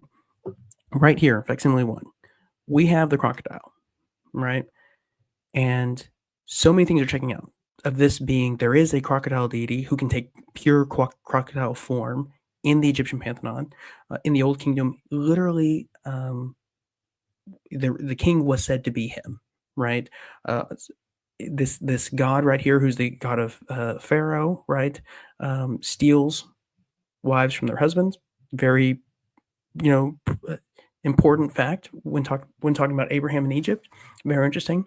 In the Middle Kingdom, which is the time frame of Abraham, you have very interesting where this local deity becomes now associated with the sun god. He is the creator now, and then it's said that he is he who came out of the primeval waters. Okay, well, what is he swimming in? He's swimming in the firmament. That's what Joseph Smith said here, right? He's swimming in the heavens, right? The firmament. I just thought that was very interesting, right? You have in the time frame of Abraham, you have all these things that check out with this crocodile god, and then right here, this is kind of like the firmament above our heads, and this god is said to have came out of the primeval waters, right? And he created after doing that. And right here, he's apparently swimming in the heavens. He's swimming in the firmament. I believe that's pretty much a connection there. In the Egyptian culture, the Nile was very, seen kind of like a double-sided thing. It's, physical, but there's also a lot of spiritual connotations to it. But it's very interesting that Joseph Smith said this is the firmament, and that obviously the god is in there, and this same deity is said in the Middle Kingdom to be the one who came out of the primeval waters. I thought that's pretty coincidental, right? Let's come back here. Let's see. Okay. Let's see. Let's continue. I don't believe I've linked this below. I might go back and try to link this in the description later on. I'm going to end here in a little bit because it's quite late where I am. We will have to do a part 2 for this. There's so much more. You know what? I might stay up a little bit late and get you the Sons of Horus. That's another good one in the facsimiles. Again, I feel like we've mainly debunked the idea that the Kirtland Egyptian papers were used to give us the translation of or to translate the papyri. Pretty much debunk that. You can go look at William Schryver's stuff. There's going to be more along with that later on that I want to get to in the second part. I'm going to do these 2 things in the facsimiles because these are 2 home runs that cannot just be brushed aside, right? And when you come with the understanding that Joseph Smith was most likely giving you a Jewish interpretation of a Egyptian cultural image, right? And that is something that we see in the Bible, where there is a Egyptian story and Christ is giving us a Jewish interpretation of it, and that there's actually other things in regards to Abraham, giving you Jewish interpretations of Egyptian stories or cultural things. It makes it more plausible, especially when you say, okay, so does any of his explanations match with history? And we see this one is just he hit a home run here, right? So let's continue. So he came out of the primordial waters and formed the rest of the gods and the world. This role was frequently evoked in the cycle of hymns for Sobek, which were recorded during the late Middle Kingdom. Whether Sobek's popularity led to his merger with Re or Ra, or whether the merger was a political move by the priest of Sobek to gain power, remains a mystery, right? So at Shadid, the new administrative capital of the 12th dynasty, or Dynasty 12, the cult of Sobek saw yet another plot twist. This is very interesting, right? And so again, I believe we're still in the Middle Kingdom at this point, right? So at the beginning of the Middle Kingdom, you have Sobek, who was just a local deity after the demise of the Old Kingdom. You have him come up to now he's the greater god, right? So what happens right here at the beginning of the 12th dynasty, right? So right here you have Amenemhat II, and he began to invoke an early dynastic. Let's see right here. So there's a plot twist. The cult of Sobek saw yet another plot twist. Amenemhat II began to invoke an early dynastic merged from the Sobek form. Sorry. Oh, sorry. I read that wrong. So Amenemhat II began to evoke an early dynastic merged form of Sobek and Horus, right? So what does that mean, right? So Horus of Shadid was shown as a crocodile on a seal, okay, from the reign of this person, not going to pronounce it, from the second dynasty. Amenemhat II was the first to see this merge of Sobek and Horus of Shadid as the perfect synchronism to affirm the king's divinity. So Amenemhat, again, is now trying to connect the pharaoh with Sobek. Yet again, right? That happened in the Old Kingdom. You have Unas, who is a pharaoh, saying he is the incarnation of Sobek. Now in the Middle Kingdom, you have a very similar thing going on here. So right here, synchronism to affirm the king's divinity. But it was Amenemhat III who brought the role of Sobek of Shadid Horus residing in Shadid to the highest significance. Sobek Horus of Shadid became associated with epithets, like the Lord of, I guess, the White Crown, he who resides in the Great Palace, and the Lord of the Great Palace. All of these epithets were related to the king rather than associated with any god. Even the name Horus is, in this merged form, was enclosed in the Sarik like a king's name. The king has always been associated or identified as Horus on earth. With the new divine form of Sobek Horus, the king as Horus merged with Sobek and incorporated himself as one with the god Sobek. Okay, so we saw that this happened in the Old Kingdom. You have Unas say in the pyramid text, he is Sobek. He arises as Sobek, right? He does all the things, stealing women,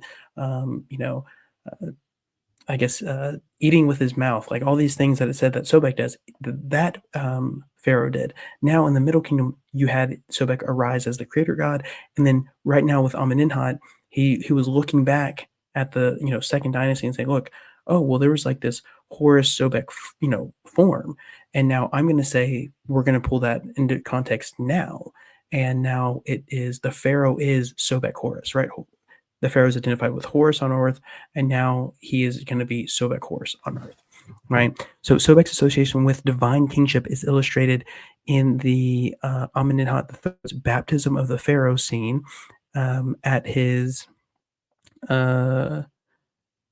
Medinat Madi temple in Phainum. This scene, the earliest of its kind, depicts Sobek and Anubis anointing Amenemhat III with Ankh, Signs of life.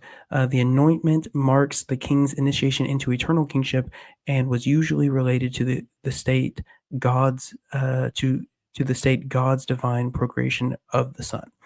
By the late Middle Kingdom, Sobek became known as, this is very interesting, Sobek of Shadid Re Horus, the powerful god. His cult spread to 52 towns across Egypt. Even the kings of the 13th dynasty preferred to include Sobek's name within their own, as seen by the common royal name of Sobek Hotep. Okay, very interesting. Okay, so it wasn't just now Sobek is Re, right, or Sobek Re, the greater god. Now it's Sobek Re Horus, right, the powerful god, right, and that is the king, right, or the king is his representative, identified with him, right. So the second intermediate period saw the end of Sobek's fame. His cult at several towns remained, but he was no longer one of the state gods. Sobek's importance to divine kingship resumed in the New Kingdom. Interesting. Temples for him and Horus were built within the same precinct at Komombo. Amenhotep's the third sponsored Sobek's cult at Hegbel Sil. I don't know how to pronounce this. I'm sorry. Where he established a divine crocodile breeding center. That's awesome. Okay, so it's very interesting, right? That throughout the history of Egypt, you have Sobek becoming the king and falling down, and then becoming the king again and falling down, and becoming the king again, right? Very interesting, and it happens right at the time of Abraham, right? You have in the Middle Kingdom, you have this idea of now at the beginning of the Middle Kingdom, Sobek is the creator god. He is Ra, right? Sobek Ra, Sobek Re, however you want to say it. And then later in the Middle Kingdom, you have, okay, well now the Pharaoh is Sobek Re, Sobek Ra Horus, right? And the Pharaoh is again identified with the crocodile god. Very interesting. Again, the coincidence. Like again, you take this with all the other things we have from the Book of Mormon, from temple ordinances, from all these things that we see in history that Joseph is saying, hey, look, I'm going to claim this as a historical thing. And then it's just like, how can he get all these things so amazingly coincidentally correct, right? And this is one of them, right? So let's see. So there's that, right? Very, very interesting. And I would love for someone to explain to me, right? And you just had, again, I might make another video specifically on this. You just had was Inspiring Philosophy, right? He had on an Egyptologist, and he said, looking at Facsimile 1, right? He was just like, hey, you know that's just a crocodile swimming in a river, right? Okay. But the question here is there a crocodile that is the idolatrous god of Pharaoh? And the answer is yes. And he completely just said, oh, well, Joseph Smith's completely wrong. That's just a crocodile, right? But my question is, and there's clear reasons why he didn't want to bring this up, right? But you just, oh, that's just crocodile, right? But very interesting that on that stream, he never, even hinted at, well, there actually is a deity that is a crocodile. That is the idolatrous god of Pharaoh that was associated with Pharaoh multiple times through Egyptian history, who became the creator god, who he was someone who came out of the primordial waters, which right here he's in the firmament. Like, obviously, he wouldn't want to present anything that could be confirming, right, of Joseph Smith. But the answer is why not, right? Like, if this is such a home run for critics and anti-Mormons saying, oh, this is clear evidence that he is not a prophet, why not just say, well, you know what, this could be something that he gets right, but it's not enough, right? Let's be honest about that, because this is something he hits right on. He hits a home run on this. He gets this absolutely right. There is an idolatrous god that is a crocodile. It is the idolatrous god of Pharaoh. It's all these things. Comes out of the primordial waters. He's right here swimming in the firmament. So many things. Very interesting. Let's see. This is a very poor answer to this right here. I mean, I'm sorry. Joseph Smith had heavy influence with Freemasonry. Yeah, sure. He had. He became a Freemason in Nauvoo, right? Before that, he was not heavily influenced with this. And this right here, this translation, was received. The idea of the idolatrous god of Pharaoh. This was received in 1835, way before he was a Mason in Nauvoo, because they weren't in Nauvoo in 1835; they were in Kirtland. So I don't think that proves this. I also don't think that proves anything about the temple ordinances for many reasons, that there are a number of historical accuracies about the temple ordinances. The only thing that he got from Freemasonry was help in how to present the endowment, the presentation, kind of make it like a play, make it a drama, and that's really what he was influenced by Freemasonry with was the ability that they had to present information and make promises. And he's like, well, let's just do this, but with the endowment. So I don't see that being an explanation for this. But yeah, so I think this one is he got this one, hit it out of the park. I'm going to share one more that he hits out of the park, right? And again, I'm sharing this because Seth in his video says, you know what? He gets none of these things right. This is absolutely right. You have to explain to me how he just amazingly guessed this, and all these things align, specifically in the time frame of Abraham, with the idea that Sobek is someone who steals women's men's wives. Also relates to Abraham, that there is a crocodile god. He is highly, again, there's so many gods in Egypt, the Egyptian pantheon. Like, just the fact that there is a crocodile god, wouldn't have done it, really, right? That could have been something very interesting. They could just say, look, Craig's goes in, look, there is a crocodile god, but it's Egypt. There's a lot of crocodiles that make sense, right? This wouldn't have been Hummer. The fact that this is the idolatrous god of Pharaoh, right? And that is, again and again, that happens where Pharaoh is, identified as Sobek throughout Egyptian history. They just never bring this up. I thought that was interesting. Okay, so we are now going to go here. Let me get out of this. How do I get out of this? Exit. We're going to go here. Something right here. Seth is going to bring this. I might just do that real quick. Okay, so right here, wait. No, it's not this one. So this is supposedly supposed to be Osiris in the original interpretation. Joseph Smith does say this is Abraham, right? Abraham sitting on Pharaoh's throne by the politeness of the king, with a crown upon his head representing the priesthood as emblematic of the grand presidency in heaven, with the scepter of justice and judgment in his hand, right?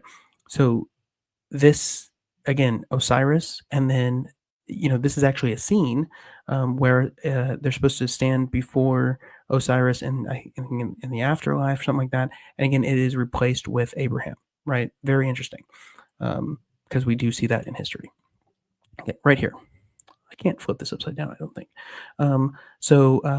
Again, in Seth's video, he talks about a number of these things. He's like, oh, look at this one, he's pointing a number of these things out, and basically says, look, Joseph Smith got these all wrong. He doesn't talk about, right here, the four sons of Horus, right?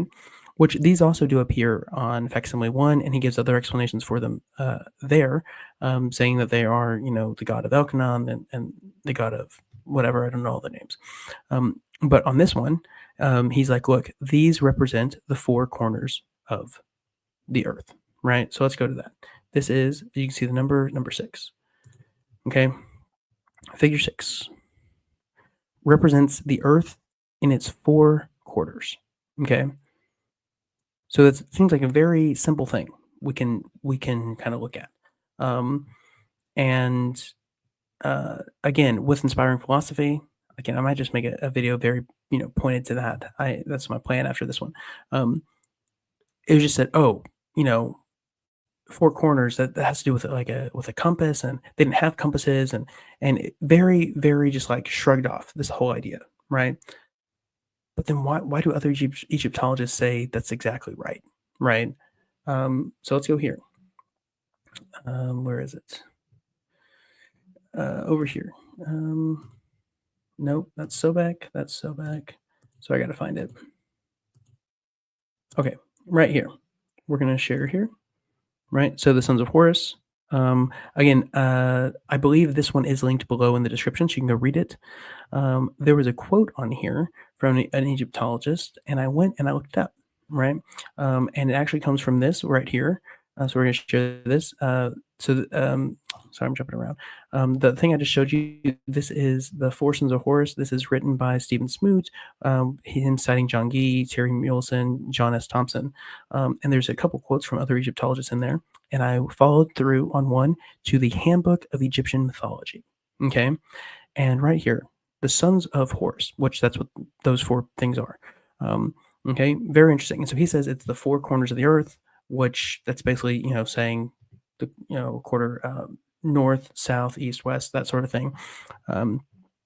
Because again, if you want kind of understanding that, you could look at Revelations 20, verse 8, which says that basically, I guess the Antichrist or the demon was going to try to spread abroad his influence all over to all four quarters of the earth, to the north, the south, east, west. That's kind of what's implying.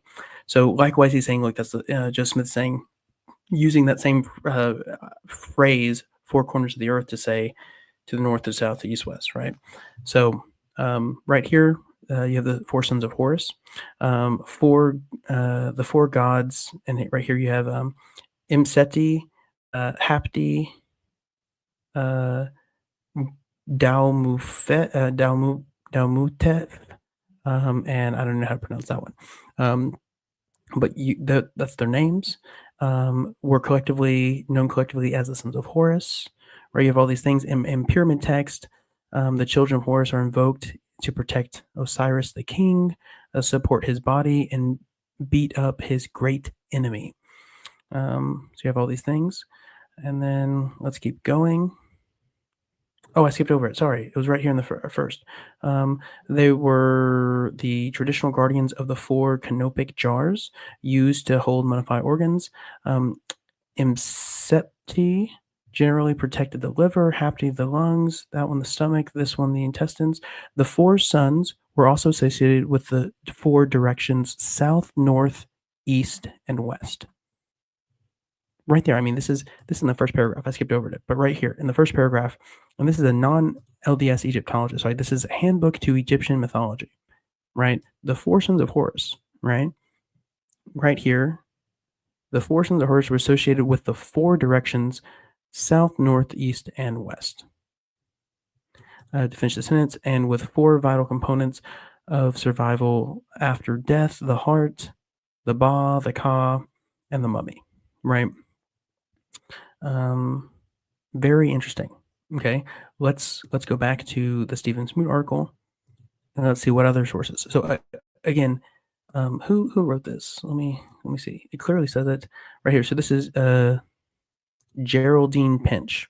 Okay, not LDS. The Handbook to Mythology. The Sons of Horus are represent the four directions. Okay, Joseph Smith says the four corners of the earth. Very, very similar. Basically the same exact thing. Okay, so right here, you have what we just quoted, the Geraldine one, I believe. Oh no, that's quoting it. That's quoting Joseph Smith representing this earth in its four quarters. They're saying that's northwest, northeast, south, and west. And then you have other people saying that that's right on the money. Here we go, right here. The earliest reference. Who is this right here? This is right here, Richard W. Wilkinson, The Complete Gods and Goddesses of Ancient Egypt. So this is another Egyptologist, right?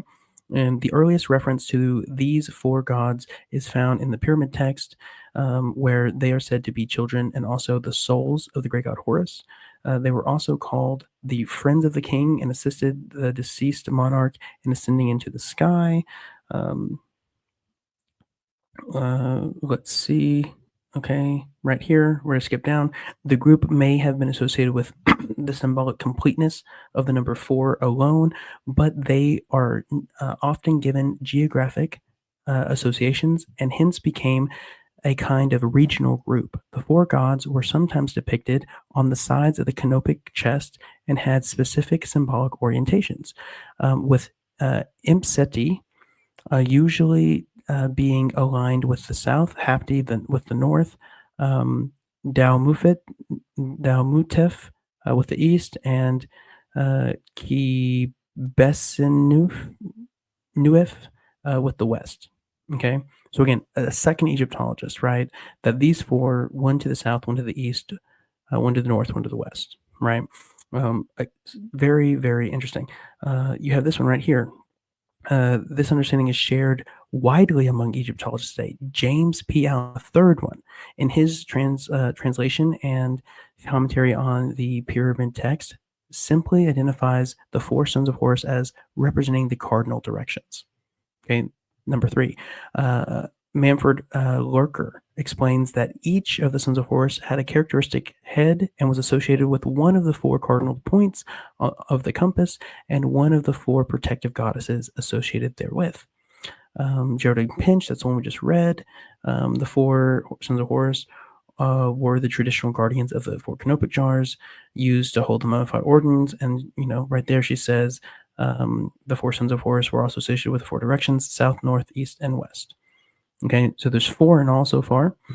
And then right here, we see an association with the sons of Horus with the Earth's cardinal directions is explicit in one scene where, represented as birds flying out of the four corners of the cosmos, they herald the ascension of King Ramses II to the throne. MC goes south, with that you may declare to the southern gods that Horus, son of Isis and Osiris, has assumed the crown and the king of Upper and Lower Egypt. Right here, it says Hapti, go north. Right here, it says the other one, Dalmutef, go east. And the last one right here, the Kibis Senuif, go west, right? So you literally have in this, I guess, story, right? In this depiction of what happens when King Ramses died with the gods, you had one going south, one going north, one going east, one going west, to declare to the people in those directions, right? The whole, hey, King Ramses has now assumed the throne. Right. Again, this is another bullseye. Right. Again, what farm boy, when looking right here at this, right, says, look, you know what? That's the four corners of the earth, and then that actually is true. Right. Again, there's so much interesting coincidences, right, with the Sobek one, and it's just it's crazy, right? Let's see. I'm gonna Google this for you. We had a question. This is a good question. How much of this Egyptian mythology was known in 1830s? I would say by a farm boy in America, none, right? But let's see. When did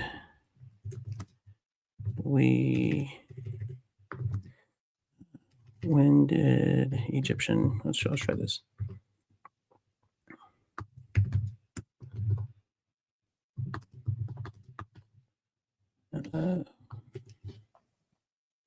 Let's see. Okay, so the first successful decipherment of Egyptian hieroglyphics leading to the translation of the language was achieved by Jean-François Champollion in 1822 using the Rosetta Stone key. Okay. So you're trying to tell me that in 1822, between then and 1835, that they were able to translate enough of Egyptian history, make that cross the world, get to Joseph Smith, so that he was able to put these fine points into the Book of Abraham, right? I mean, like that that's not believable in that, in that aspect. Let's see. Let's see. Is there any other dates on here? Let's see.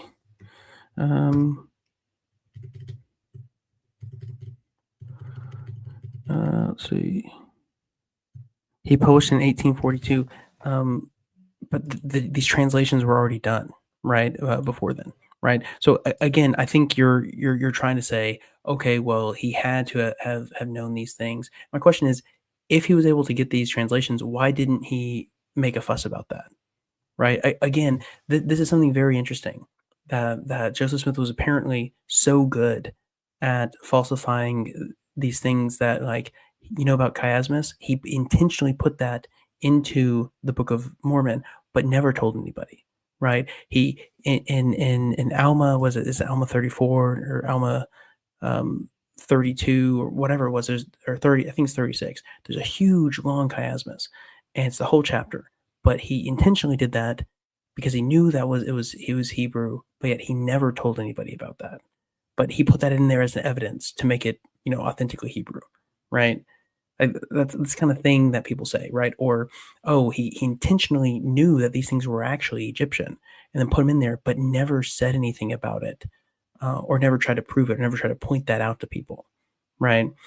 Or like Nahum. Maybe he found out about Nahum from a map somewhere, and then he put that in the Book of Mormon, but he never pointed that out to someone to, like, say, hey, well, how about you go look at maps of Arabia that people have around here, and then let's see if we can prove the Book of Mormon through that. He never did any of those things, right? But yet the critics have to say, well, he got all this information from somewhere, and he's putting it in there intentionally.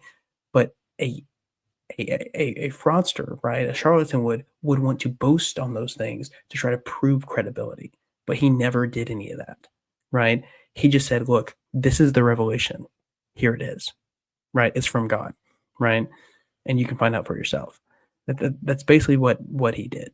So it's just so hard to, like, again, you're saying, well, 1822, that's when we first translated. So he had to have had this in 1842. Well,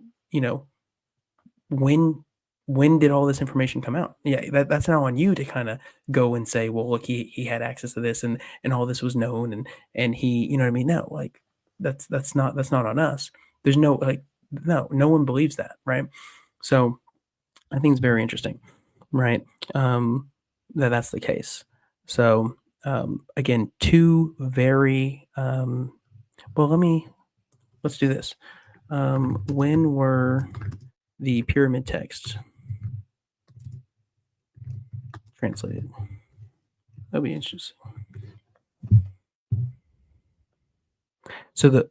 So apparently we can know Egyptian, right? In 1822, that's when the first, and again, that's not all Egyptian. That's only what's on the Rosetta Stone, right? Rosetta Stone, they found it in 1799 or 1790 something, and then after that, it took, what was that? 20 plus years, almost 20 something years for them to be able to translate what they had in front of them with, to be able to understand it. It was 1822 when they finally did that. The pyramid texts were only translated in 1952, right? So the first complete English translation of pyramid texts, a collection of ancient Egyptian religious texts published in 1952, right? So were all those published before and then only compiled in 1952? I don't know. I don't think so. Let's see what this says. Translations were made by German Egyptologist Kurt Hinrich. Let me share this. Seth to German in 1908 to 1910, right? So again, 1908 to 1910. That's the whole idea of the pyramid text, right? And it's from the pyramid text that we get from Unis. Unis is Sobek. That, right? Let's see. Yeah, that's where it's outside our window. Well, yeah, that's what I'm saying. Like, is this, is it plausible that he got this information from a textbook, from a publication of these of somehow Egyptian was translated, then that was put into English, that was printed and sent to America, or was printed in America for people to digest. No, just by 1842, that wasn't going to happen, right? It didn't happen. So very interesting with all this. So yeah, I just wanted to show those aspects right there, right? You have Sobek. You have in Facsimile 1, there is a crocodile. It is the idolatrous god of Pharaoh. That is attested. There is a crocodile in the form, or a god in the form of a crocodile who is in the Old Kingdom. He is equivocated with the Pharaoh. Then you have in the beginning of the Middle Kingdom, he becomes the creator god, the most important god that there is, right? Basically, in the daily lives of Egyptians, right? Then you have him, and later on in the Middle Kingdom, actually, he is that. He is Sobek Ra, Sobek Re, right? However you want to say it. He is Sobek Ra, the creator god. But now he's Sobek Ra Horus, where he's actually equivocated again with the Pharaoh, again, in the time frame where Abraham most likely lived, which is the Middle Kingdom of Egypt, which is like early 2000 BC through like 1700 something BC. Okay. Then you have where that's, again, later on around the Roman period in the New Kingdom, you have again where Sobek comes back to popularity, and he is again revived kind of with this Horus, duality, with him and Horus kind of being very similar or connected again. So very interesting, right?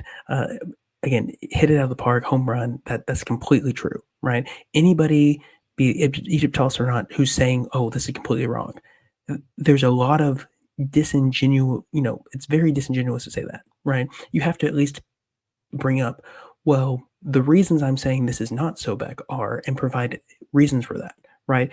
Not just saying it's just a crocodile, right? As the guy did on Inspiring Thought.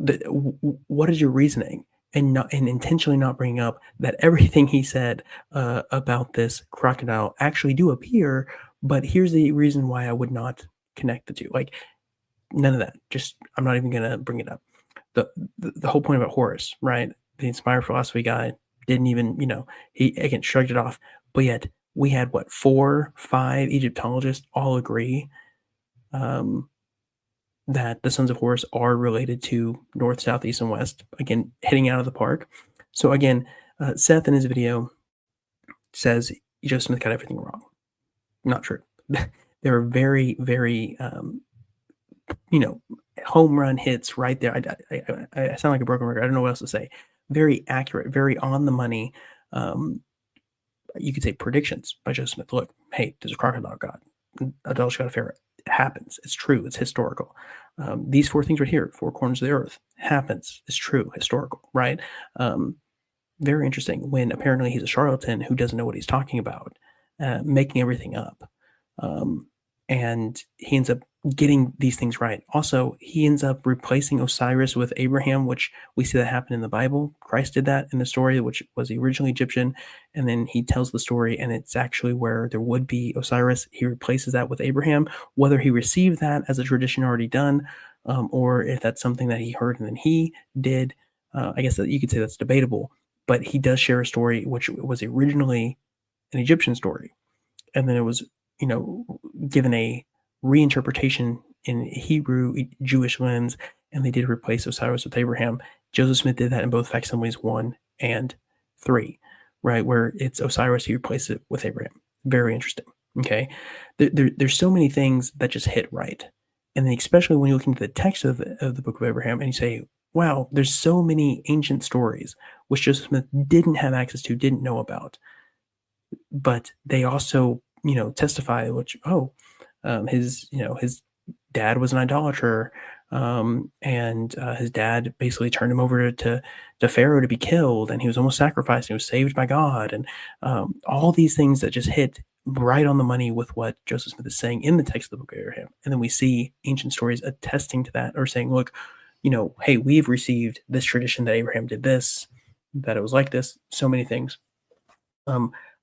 Again, if someone tells you that the Book of Abraham is a problem for Latter-day Saints, it's because they're not being honest with you, and they're not being upfront with all the evidence that there is, and they're only giving you a one-sided view. And I feel like that's what's happened with this video with Seth. Again, I don't know if it's intentional. I don't think so. Maybe again, it was just his research that he was that he did that was maybe just from critical sources, or he might have just said, look, here's what the critics say. What do we see on LDS.org?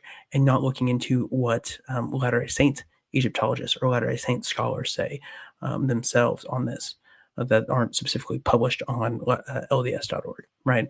I think there's a need to do a fair research on all sides. What are the best arguments? What are the worst arguments? And then present those in the video. Again, the whole thing where he's just making some assumptions, right? Oh, we have the text. No, that's the whole debate, right? Do we have the original source text? And you're saying we have it, and you're acting like there's not a debate. I think that's an issue. That's being dishonest, I believe, in the presentation.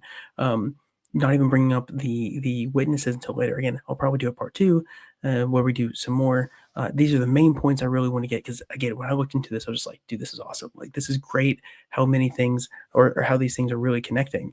We didn't even get into the fact that he didn't really bring it up, though, in his video, so I wouldn't have.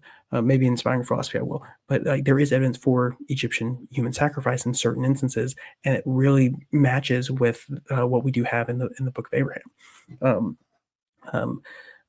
Or at least it proves that there is an idea, an allowance for human sacrifice. It's not completely unheard of in the Egyptian sphere.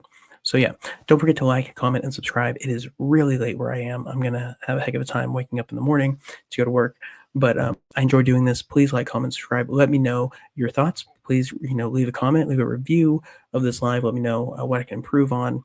Let me know if you liked it, if you learned something new. If you want to challenge me, please do so in the comments. I welcome that. Let me know what I got wrong, what I was misinformed on. And yeah, sounds great. I will probably be doing a part 2 later on, maybe next week. Could sound good, where we finish off his arguments. He did present some evidences for what he believed were reasons to believe that JSP 11, which is the piece of papyrus that he says this is where the Book of Abraham comes from. He puts forth some evidence where he says we can trust that that's the source. Again, there's a lot of reasons to doubt that is the source. The main one being something he just kind of bypassed over, the eyewitness testimony of the people who are most intimate, being W.W. Phelps, Oliver Cowdery, who were scribes. They themselves did not say that was the source. They said it was the Long Scroll, and the whole fact that he didn't even mention that we had papyri that was burned and destroyed in the Chicago fire. Very interesting to kind of leave out, or maybe he didn't know. But again, all those points, very important. The whole debate is, do we have the original text? I say no. I've presented some argumentation for that now, and I'll probably do that in the future. So thank you so much. Don't forget to like, comment, subscribe. And yeah, y'all have a good one, and God bless.